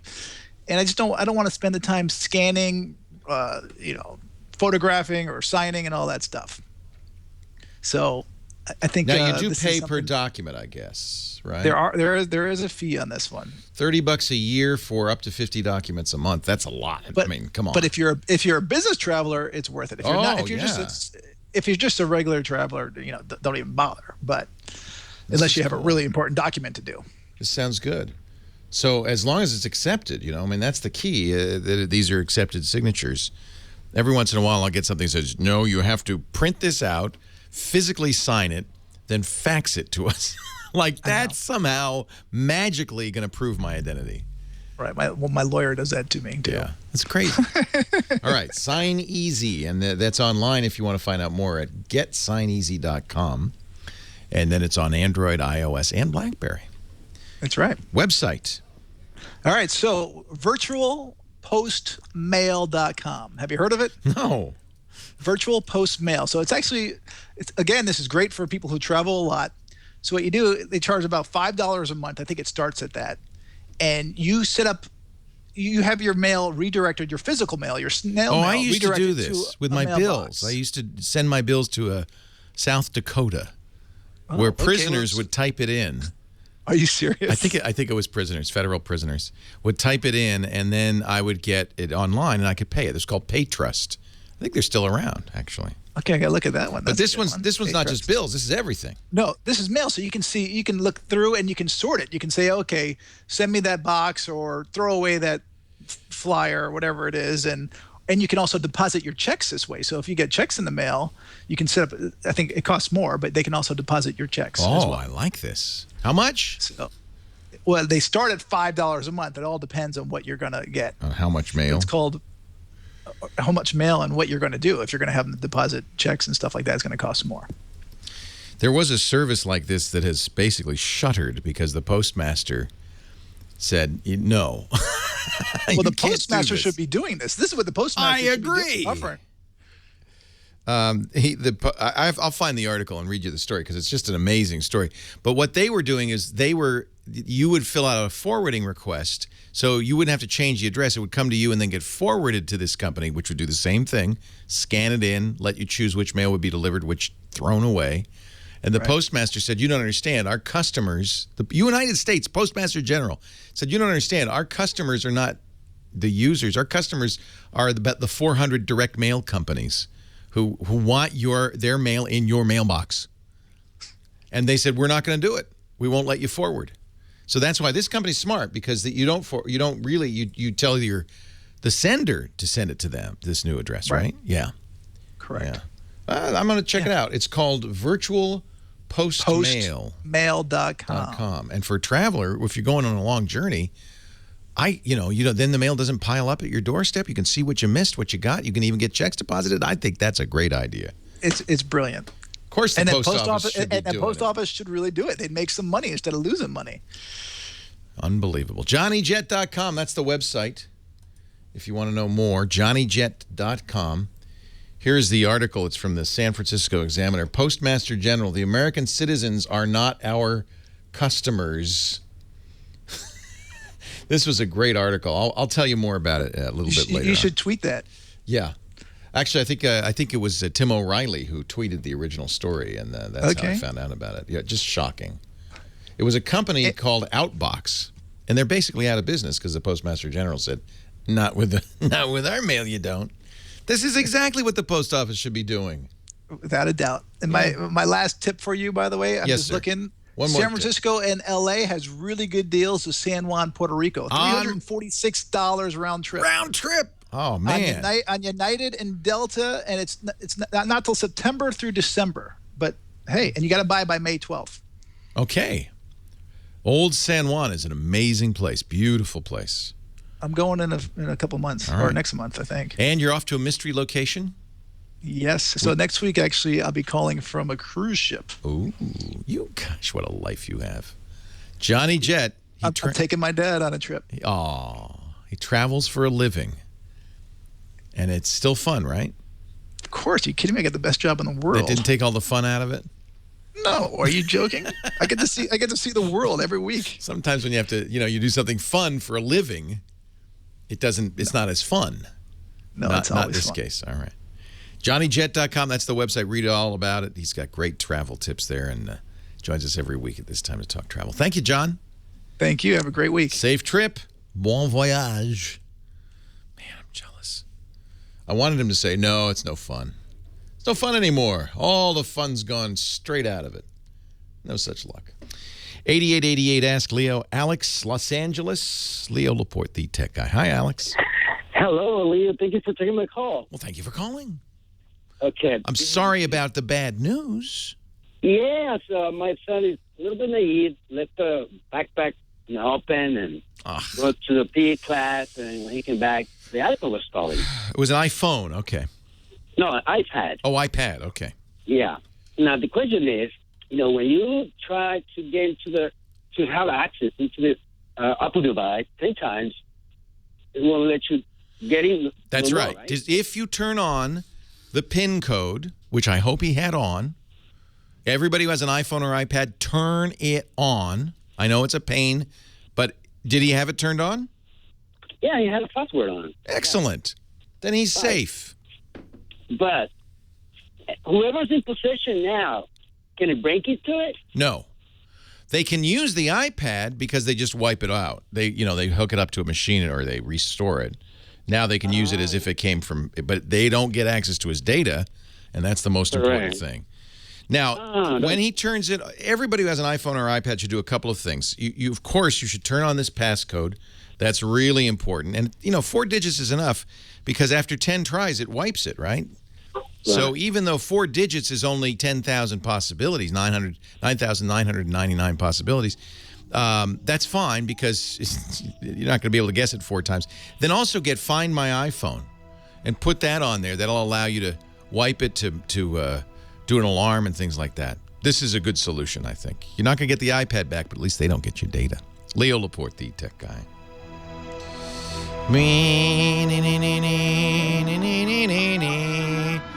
Bump. So, yeah. Always have that passcode. And then put Find Your iPhone on there as well. Yeah, you can report a lost or stolen Apple product, but you're not going to get it back. You do know that, right? Well, hey, how are you today? Leo Laporte here, the tech guy. 8888 Ask Leo is the number. If you have a question, a comment, a suggestion, if you want to talk high-tech, well, I'd love to talk high-tech with you. It's kind of what I like to do. So I'm lucky I can do this every week right here on this very station. And you are invited. 8888 Ask Leo. You can also visit our website, techguylabs.com. Techguylabs.com. The website is free. There's no subscription fee or anything like that. And everything I mentioned, all the links, all the websites and so forth, they're all there. All the things Johnny Jet mentions, too. Naomi is in Denver, Colorado, our next caller. Hi, Naomi. Hi, Leo. How you doing? Very well. How are you? I was in Denver last week this time. I know you were up in Boulder. I went up to Boulder. Isn't that fun? Yeah, it was great to see my son. It was really fun, and you live in a beautiful part of the country. It's really great. I love at the Denver airport. When you take the train out to the gates, they played some country. When it works, they play country music when it's about to leave. We come here just for the music. What can I? Even the Austin airport doesn't do that. That's good stuff. Dallas Fort Worth is a different. They have a little bit of a cowboy thing going there. That's another thing with the train. Yeah. I always feel like it's a kiddie ride. Yeah, I have to say though that Denver airport is massive, and it's in the middle of nowhere. Yeah. You take that Pena Highway, it just goes. It's like you're going. It's like I could be in. It's amazing. I know. It's just out there in nowhere. Out there. In 32 miles from Denver or something. Can you believe that? Yeah, it's just incredible. What can I do for you today? Hey, I'm looking to have a Wi-Fi security camera system, and I was wanting to know, one, do I need a bigger modem or a more powerful modem? And two, do I need an extender? And three, what is the best one that you can recommend? So we have in the studio about 8 drop cams. That's one of these guys. And the nice thing about the drop cam is you just plug it into the power, but you don't need to plug it into the internet because it uses Wi-Fi.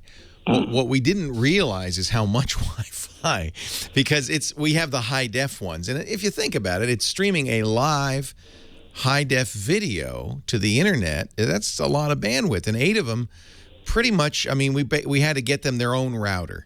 That's what I thought. Yeah, so how many are you going to put up? Well, I was just kind of looking at it and what we need to kind of budget through it, because I don't want to, because I got some old computers, you know me, fixing computers all the time. I know you. A lot of hard drives and some old computers. And I was wanting to know, too, you could do your own thing, yeah. Can I run, so I don't have to pay any monthly fee for... That's a great idea. Dropcam charges you a monthly fee. You can use them for free, but if you want to go back, and one of the nice things about Dropcam is you can go back in time. So you're basically paying for storage. So it's kind of like having a remote DVR. A lot of security cameras in businesses, they just hook up to a hard drive, a DVR, and they just record it to that hard drive. But the Dropcam is somewhat simpler, although more expensive. So...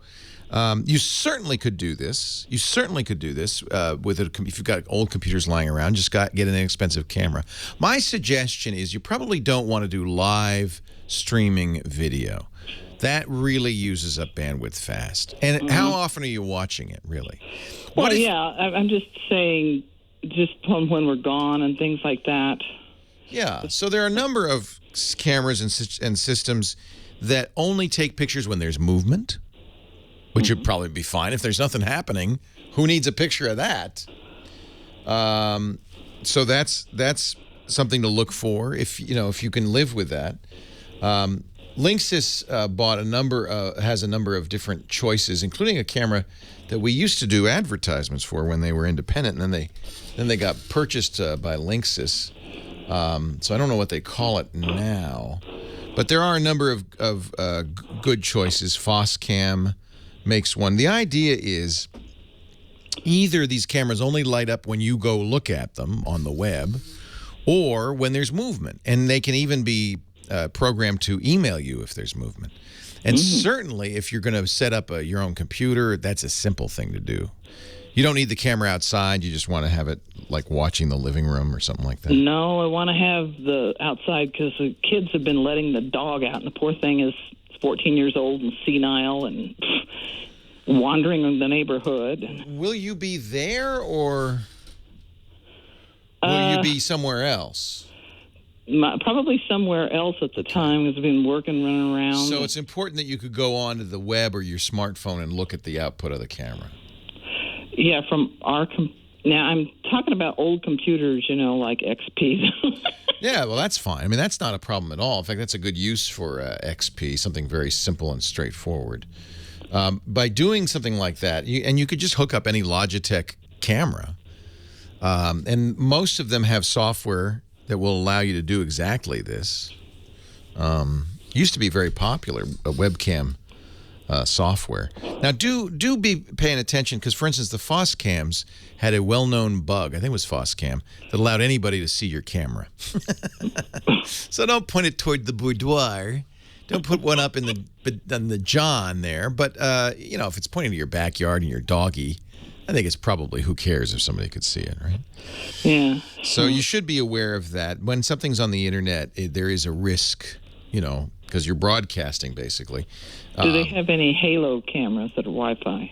Halo, what is that? Well, it's the 360-degree. It's like the cops use. That's a good question. Because that one, then it would only probably take one or two of those and wouldn't suck You'd up see the everything, bandwidth. wouldn't you? Yeah. Here's a system. This is from PalmVid, which is a website that specializes in this. PalmVid.com. Chat room passed along. It's includes a bunch of cameras, like 4 or 5 cameras, a card for your PC, $187. It's how much? $187 for all 4 cameras. Wow. Yeah, and it goes right into a card that your PC, because you need the card to capture the video and record it, right? And then you can get weatherproof cameras. You can get a variety of cameras on this. So and this is save it off as a file or whatever, view it, and then delete it if nothing's on it. Yeah, exactly. So if you're recording it locally and you can look at it, remotely, which this does, this sounds like a good solution. Now, I haven't played with it, but the price is right. They're having a sale right now, $187.95 for the GeoVision DVR card surveillance system. I'm sorry, 2 cameras, but that's plenty. Now, about the Halo cameras, I don't know, but you know what? They'll have Halo cameras on here as well. This seems like a pretty complete site. Recommended by the chat room. Okay. All right. Yeah, probably don't want to do it over Wi-Fi. You probably want to hook it up to your computer and then have it set up so that you only see data when either there's movement or you ask for it. Because as soon as if you're broadcasting all the time, that's a lot of video. I just don't want to run the cables or the wires is the thing. Right. Well, there are cameras that, like the drop cam, only require power. There's even cameras that are battery powered. The problem with those, of course, is that those definitely don't broadcast all the time. The battery would die instantly. So those have to broadcast only when you hit them or when there's movement. But the ones I wish I could remember the name. We used to advertise for them on the local station in Los Angeles. But those cameras were great because you could put them anywhere. I have them somewhere. You put them up anywhere, and they don't take any wires. They're all wireless. So this is a complicated and crowded category, and I would do some shopping around. There are a number of online sites that specialize in the View Zone. That's the name. Thank you, chat room. They're my brain, as you know, externalized. But you still have to run power to them, correct? No, they're battery powered. They're battery powered. They have indoor and outdoor. There's no cords at all. Now, you're going to have to change the battery every few months, but that's not so bad. And that simplifies. Netgear bought them. That's who bought them. Netgear bought them. That does simplify the whole process, though, considerably. No cords. VUEZONE. Leo Laporte, the tech guy.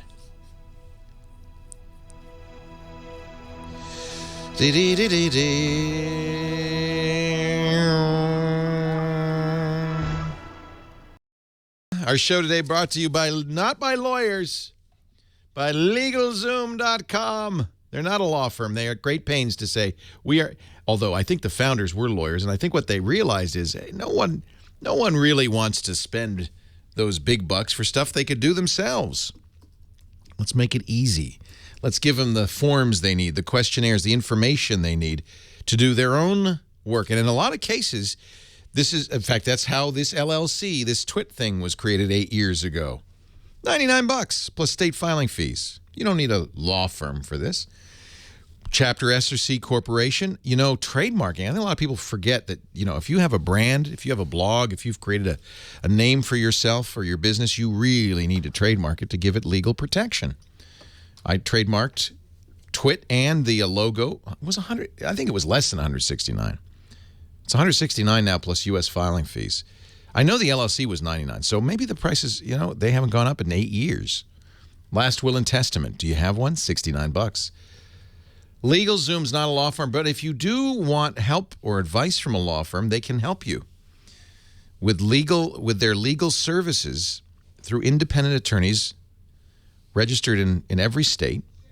You pre-negotiated flat rate. You can read the attorney's profile, their educational background, and unedited reviews from users, so you know what you're getting. Visit LegalZoom.com. Start your business. Protect your family. Get going. This stuff is easy. You'll be done in an hour. And you'll feel good about it. LegalZoom.com. Use the offer code TechGuy on checkout, and you'll save $10, and that way they'll know you heard about it on the radio show. LegalZoom.com. Use the offer code TechGuy. Protect your family. Protect your business. Get advice from real attorneys. Look at all the stuff they do. I mean, if you just go to LegalZoom.com and take a look, I mean, there's a huge variety of stuff that you really can do yourself. Get your federal tax ID. We did that. We did all of this.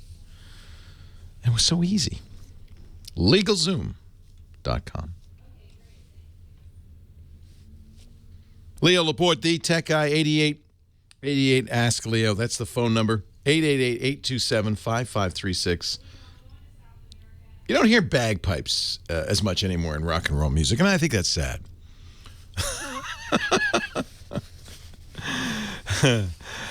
Let's go to the phones. Rusty, Los Angeles. Hi, Leo Laporte, the tech guy. Hey, Leo. How's it going? It's going great, Rusty. How are you? Doing all right. I want to follow up on what you were talking about with the internet neutrality and what's been going on. Yes. In fact, somebody pointed out I did not give out an email address. You're absolutely right. The FCC is asking for comment right now. And if you have an opinion one way or the other, open internet at fcc.gov. Boy, that's about the easiest way that you could weigh in. At least do that. Open internet at fcc.gov. So go ahead. Okay. But my thing was, you were talking about already, they're targeting a lot of the entertainment industry, basically. Mm-hmm. Hulu, Netflix, blah, blah, blah. Mm-hmm. I work in another side of entertainment. I make video games. Oh, that's cool. You make video games. Been doing it 25 years. Wow. Can you mention who you work for? Or maybe that's probably not a good idea. Right now, I'm going to have to hold off. Okay. Some unannounced projects and whatnot. Do you work on what kind of video games? Online games? I work on games that both have like a single-player component, and they also, today, you got to have multiplayer. You got to have multiplayer. Yeah, in fact, more and more we're seeing games that only have multiplayer. They don't even bother with these single-player. See, I like the single-player because I'm terrible. I get online and try to play Call of Duty with those kids, and they just – and when I say kids, I mean 11-year-olds. They just blow me out of the water. They have the time to build the skills. That's right. I don't. I like games like Rise where you can do both are just really fun for me. But anyway, enough of that. What does this have to do with net neutrality? Well, what it gets down to, okay, they're telling the various big players, well, you know, if you don't give us money or your servers with us, you're going to have problems with net traffic. Right. For video games, it's not a little buffering and I'm annoyed. The game becomes unplayable. The latency is so important in a video game. If you're turning a corner and there's a guy standing there, you need to react to that guy instantaneously. If there's even a second of lag, you're going to lose the game every single time. So half a second's enough. Yeah, and the thing is, you have the bigs, you got your EAs, your Activisions, all that can afford to play that game. Right. But there are a ton of small independent developers. Right. That if we have to cut a deal with every major ISP, blah, blah, blah, and it's like, right. Well, we charge them, so we'll only charge them. That's a really good, that's such a good point. You know, the Blizzards of the world, the big guys, the World of Warcraft guys, Microsoft's Azure servers, which were running Titanfall, those guys, of course, they can fork over the dough when Comcast comes a calling. But what that means is you won't see the little innovative independent games that require online access. You won't, or they'll have to merge with big companies. It's not what we want. It's not where innovation happens, frankly. That's a very good point. I didn't even think of that. Huge. Yeah, that's billions of dollars a year that are getting flushed out of the economy, but these guys are breeding. It's just shocking. Well, this is another reason to, if you use the internet, if you're at home on the internet, this does threaten you one way or the other. These new rules from the FCC threaten you. Whatever it is you like to do on the net, it means you'll see less innovation. You won't see small companies start up on the internet. That's bad for everybody. That's bad for not just the internet or internet users. It's bad for our economy. And we cannot let these big companies like Comcast and Verizon and AT&T act in their own interest to the detriment of the interests of the society that they're part of. And they will, unless we stop them. And email openinternet@fcc.gov and just say, please keep the internet free and open. I believe in net neutrality. That's all you have to say. I believe in net neutrality. Please, Chairman Wheeler, do not let the big companies overrun our internet. Now, he, unfortunately, Tom Wheeler, the chairman of the FCC, who's proposing these new internet rules, is in the back pockets of these guys, and he is completely willing to, and I don't know if this is his own ideological blindness or if he's just a liar, but on his own blog, he writes, setting the internet straight on the FCC's open internet rules. He says, this isn't a change. This is good. This is wonderful.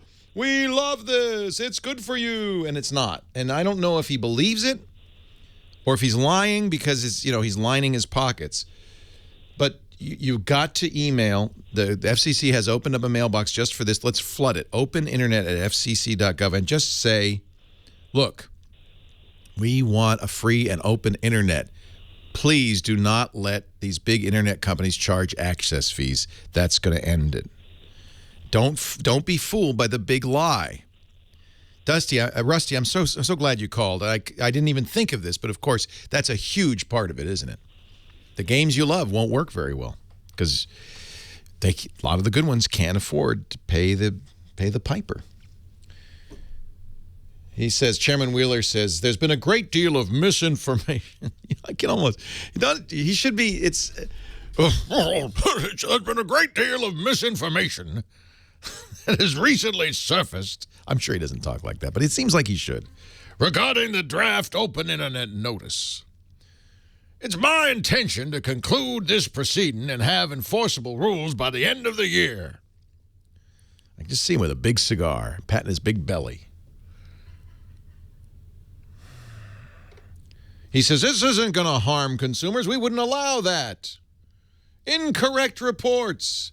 Except that everybody agrees that this is not true. He says, this is no change from our previous rules. Pay no attention. Go on with your little lives. We'll take care of it from here. Openinternet@fcc.gov. It's our internet, too.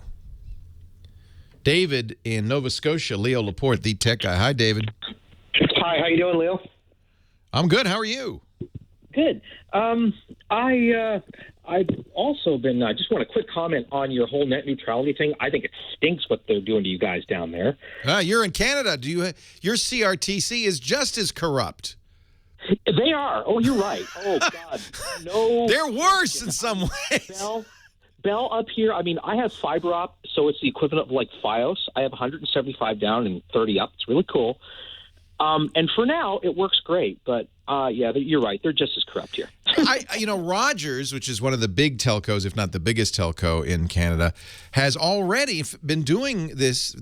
Skype never works for very long in Canada because Rogers doesn't want it to compete with their own telephone business, so they throttle it, and they admit it.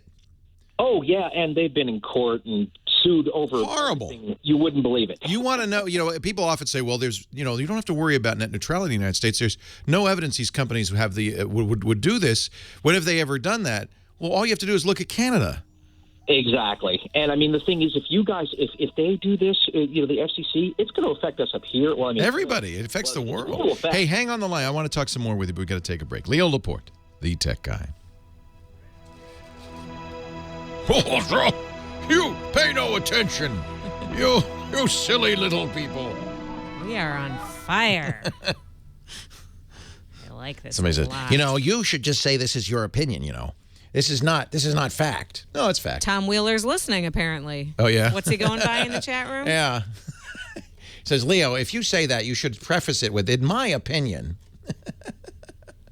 His name, he says, is Diego Kidd. Yeah, That's sure, him. Tom. Sure, Tom Wheeler, that's you. We know it's you. I mean, he's selling out the world for what? To line his pockets? 20 pieces of gold. Looks pretty good right about now, doesn't it? How do you sleep at night? Leo Laporte, the tech guy. We were talking with David in Nova Scotia. David, you had a question about your Sony Xperia? I do. I have got a Z1 from the TELUS up here, not Rogers. Google, when I updated to KitKat, Google apparently removed the ability to, the SD card is basically useless now because, anyway.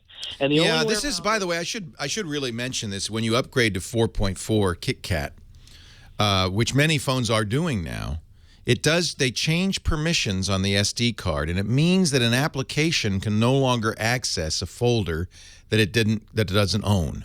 Now, this is the right thing to do from a security point of view, but it does break a lot of applications. If you have a file browser, you can't can't delete a file in any other folder, stuff like that. Can't copy to it or anything. It's basically useless.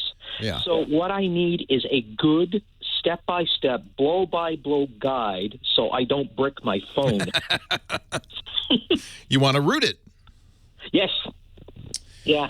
And in fact, there is, they have done this now. They did it in January. So what happens is these phones come out, and depending on the manufacturer, see, Google says it's fine to root.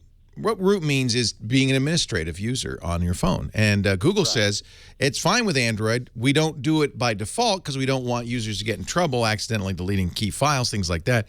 But if you're sophisticated enough to know how to do it, we don't disapprove. We understand. It's your computer. Unfortunately, the manufacturers and carriers may not agree. So some of the manufacturers go to greater lengths than others. HTC, for instance, allows you, will what they call unlock the bootloader. The bootloader is the thing that starts up, and if it's locked, then it's harder to root. You have to kind of get around it. But HTC, if you apply, say, I want to unlock it. In fact, they even sell developer editions of their phones. Sony, I don't know how Sony feels, but my guess is they're not super keen on the idea, just given how they operate in general.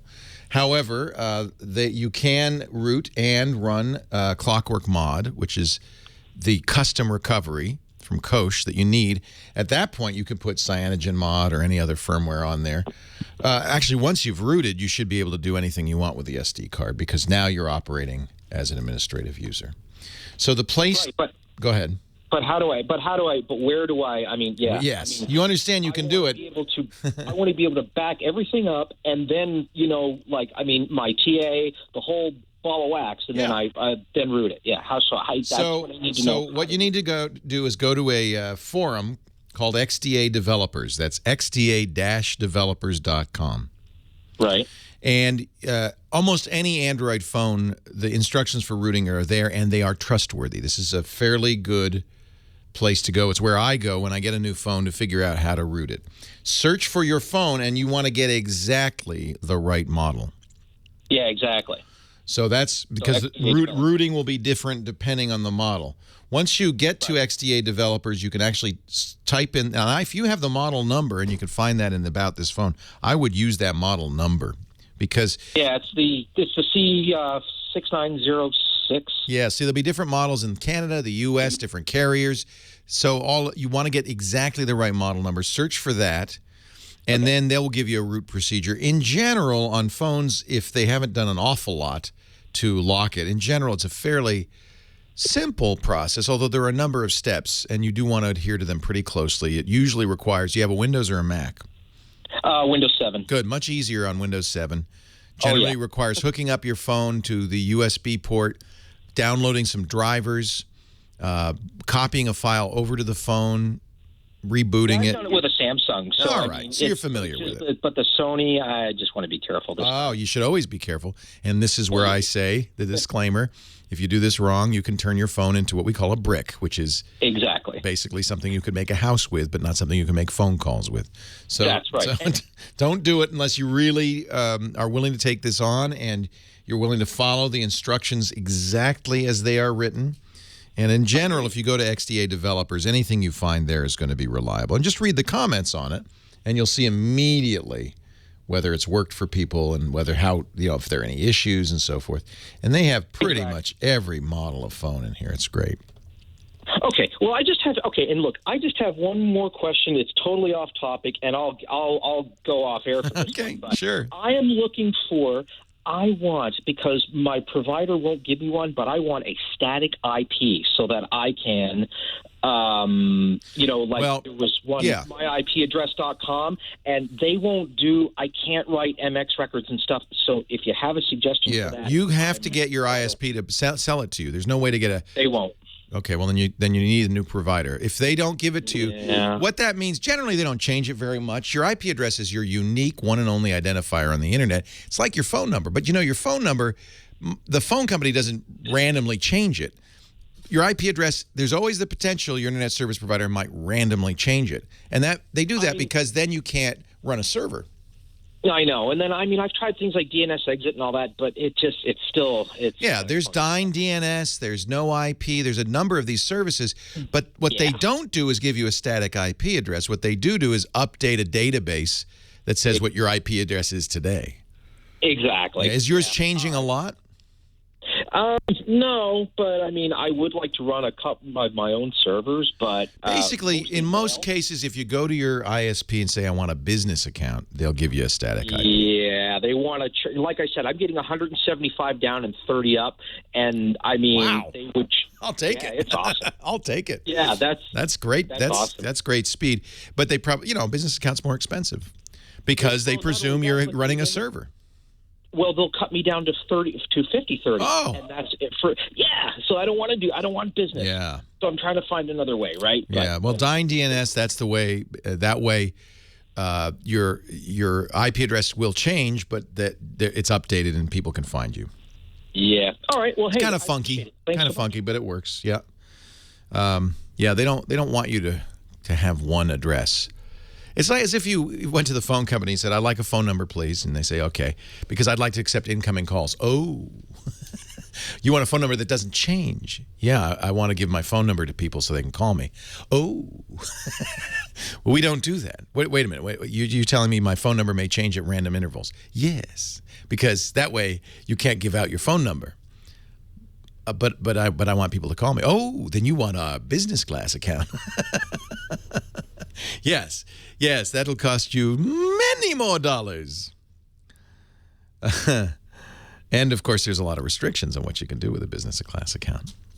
Polly in West Hartford, Connecticut. Hi, Polly. Leo Laporte, the tech guy. Hi, Leo. Thanks for taking this call. My pleasure. Thanks for calling. I am hoping that you can help point me in the right direction to get a laptop that runs Windows 8.1 with a screen that is not highly reflective. I was a long time, Windows user since Windows 3.0, and then last year I got lured into the Macintosh world and got a MacBook Air, and it's too small. I needed a bigger screen. I wanted my old Windows back, so I switched. Went to the touch screen, but it's so friggin' shiny. I can't even look at it. Yeah, a lot of them are, and I think that has to do with touch screen capability. You can get screen protectors and shades, but I don't recommend that, especially since you want to continue to touch. Let me ask the chat room if they have a recommendation. Somebody's saying the Dell Latitude has a non-glare screen. I'll have to take a look for you, but we have to take a break right now. Leo Laporte, the tech guy. Wait a minute. Don't eat that fattening sandwich. It's time for a nature box. This is Heather's favorite time on the show. Well, we opened the new Nature Box. Let's see what Nature Box has provided us today. Nature Box is the home of healthy snacks delivered to your door. Go to naturebox.com/twit and take a look. Oh, man, this stuff is good. I almost really... There are people who say, please don't do another Nature Box ad. It's making me hungry. Well, that's kind of the idea. These are wholesome, delicious snacks delivered monthly to your door, 3 different sizes. Get the 5 snack package. That's just going to wet your whistle. The 10 snack package, that's not going to deeply satisfy. I suggest you get the 20 full-size packages Oh, man, and you're going to take half off, so it's going to be very affordable for your first box.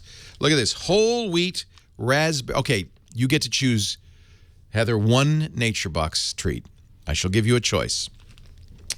Whole wheat raspberry figgy bars. Ooh. These are very good. But don't... Santa Fe corn sticks. So that's for going from sweet to savory. By the way, when you plan your box, you can say, I only want sweet, I only want savory, I only want spicy, or give me a mix. All of these are no fructose, no high fructose corn syrup, no trans fats, no artificial anything, colors, flavors. They're all good for you, all nutritionist approved. How about pistachio power clusters? How about blueberry almond bites? Oh, these are really good, by the way. Crispy almond and rice squares with blueberries. My mouth is watering, literally. That's kind of rude. See, are you a savory or a spicy or a sweet? Uh-oh. Savory and spicy. Sour cream and onion almonds? Big Island pineapple rings. How about pepper? Oh, see, peppery pistachios. That's the one. I'll throw it to you. Nature Box. This, you know what? This is the ballpark should have Nature Box. Forget the stuff they serve. You know, you get to the late afternoon at work and you go to the snack machine and you eat something terrible for you and you feel like you did afterwards for the rest of it. Go to Nature Box and get it delivered. Get your boss to get it delivered. We started doing that for the employees. Now we can't stop. There'll be a revolt. naturebox.com/twit and take 50% off your first Nature Box when you use the offer code TWIT. Great, delicious, healthy snacks. You can even select by dietary needs. They have vegan, yes, gluten-free, yes, soy-free, lactose-free, nut-free, and non-GMO. You get to choose. Savory, sweet, or spicy. Zero trans fats, zero HFCs, nothing artificial. naturebox.com/twit. It's snack time.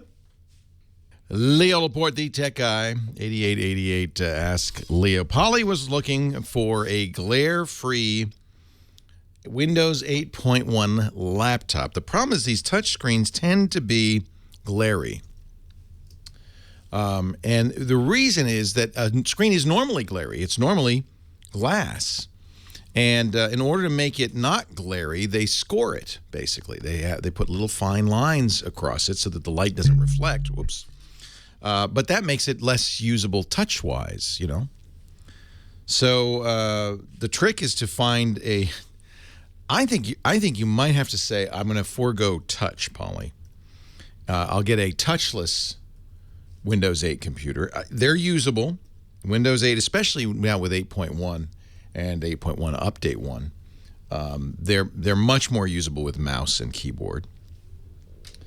The Dell Latitudes was one suggestion, and certainly a good suggestion from our chat room. And I guess they have non-glare screen as an option, but I doubt they have touch non-glare screen. I think it's the touch that's going to kill you. Now, somebody's suggesting a Tech Armor matte finish screen protector, and you could certainly do that, but you know, I'm not a fan of screen protectors. I think you're gonna have to go to. You're actually gonna have to shop. Where can one go these days to look at computers? Not many places. If there's a Microsoft store near West Hartford, then I would go there. That'd be the best place to see a variety. Hey, look who's here. Speaking of glare. Yeah. He's giving me the look right now. Dick DeBartolo, Mad Magazine's maddest writer. And I guess we should hang our heads a little bit. A moment of silence for Al Feldstein. Is it Steen? Al Feldstein. Steen, who passed away this week. But he was like 130 years old. He got up there. He was 88. Pretty good. And he had left the magazine like 20 years ago or more. Was he at one time part of the usual gang of idiots? Yeah, oh, absolutely. Absolutely. He was the editor for, maybe 28, 30 years. Wow.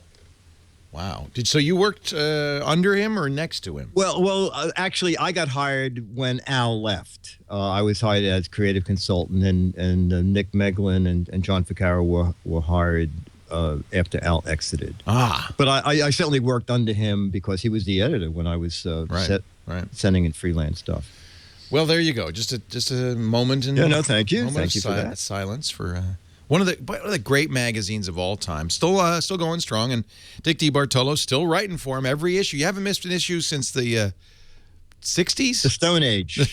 Yeah. I my first 2 tablets were rejected, and every tablet paid for. Dick usually joins us to talk gadgets. So you got one for us this week? Yes, you know what? ASA had an event, a little spring event, introducing new product. And they are introducing something called the Switch 10, a notebook tablet. And it's kind of neat, Leo, because it has a magnetic connection.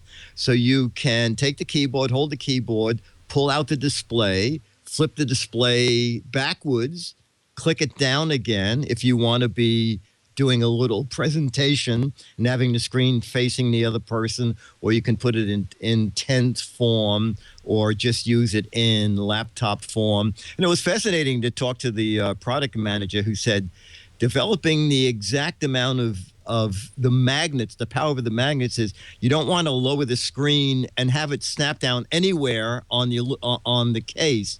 You have to make it so that it gets attracted right down into the slots that'll hold it properly. So there's no latching. You just slide it down, it locks in, and it's strong enough that you could then pick up the keyboard with the screen. Wow.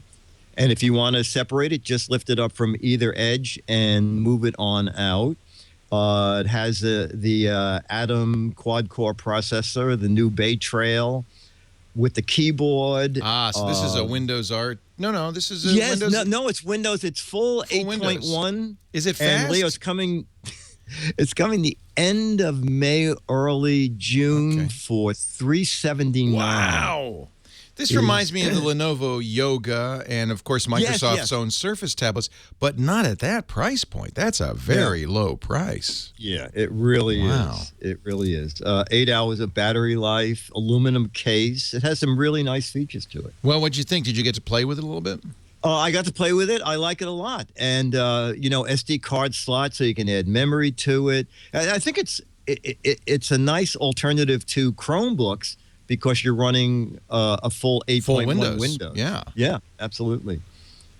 And those new Atom chips, don't suck up a lot of power. So I think they're going to do very well with it.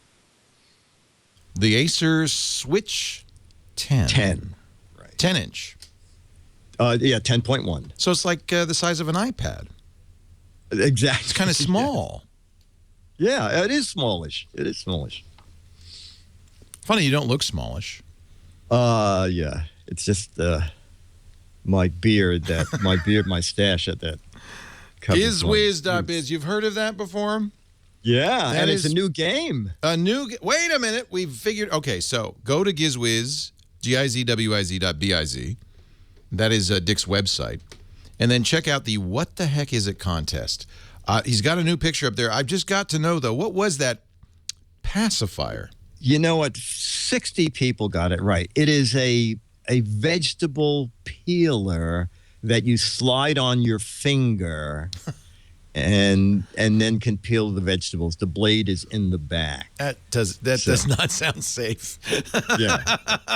But we don't care because we were, the funny things were better. I think it's a Bluetooth speaker for the shower, a dog paw holder while you give him a manicure. Oh, that's a good idea. Yeah. Robot pacifier, Kim Kardashian's engagement ring. I love that. We like fun stuff like that. All right. Well, now that means quite a few people got autographed copies of Mad Magazine. 36 of them. 12 for the best right answer, 24 for the best wrong answer. You can't say he's not fair, kids. There's a new picture at gizwiz.biz. This is pretty obvious what this is. Yeah. That is yes. That is that is clearly the blade from a Play-Doh table saw. I believe. Could be. Yeah. It could be. That's pretty obvious. It's the whole item. It's the whole item. That's it. It's not a part of. It's not part of something. If you went out, you would just buy that as it is. Huh. Yep. I think it's ice cube mold for people who like to scare their guests. No? That's not bad. No, all right. I'll give you mad for that. Gizwiz.biz, that's the place to go find out more. Visit gizwiz.biz to get notes on all the products and gadgets Dick recommends. Now, I just, in between, a little show note here. GizFizz is right after the radio show. You got the word? Yes, I did get. I get the 15th menu. Right. We keep email, changing the right. time. Yeah, I'm so sorry. No, that's good. No, GizFizz, and then you're doing a very special triangulation. I'm excited. At 4:30 Pacific, 4:30 p.m. Pacific, 7:30 Eastern time. A YouTube phenomenon called Pomplamoose. It's Jack Conte and Natalie Dawn. They are brilliant musicians, multi-instrumentalists. She's a great singer. Actually, he's pretty good himself. But they've come to fame on YouTube, and they are huge now. And they're going to come into the studio, perform for us. We're going to talk to them. Wow. Yeah, I'm very excited. So that's this afternoon, later this afternoon or early evening on Twit. You can watch it live.twit.tv. All right, Dick, take care. Leo Laporte, the tech guy. Have a great Geek Week. We'll see you next time. Bye-bye. Well, that's it for the Tech Guy Show for today. I'm Leo Laporte. Thank you so much for joining us. Don't forget, the Tech Guy is just the tip of the iceberg. We do nearly 30 shows now on the Twit Netcast Network, and you'll find them all at twit.tv. We talk about Windows on Windows Weekly, Macintosh on Mac Break Weekly, iPad on iPad Today. You get your daily dose of tech news from Tech News Today, and our weekly roundtable show, This Week in Tech. It's all at twit.tv. And I'll be back next time with another great Tech Guy podcast. Thanks for joining me. See you next time.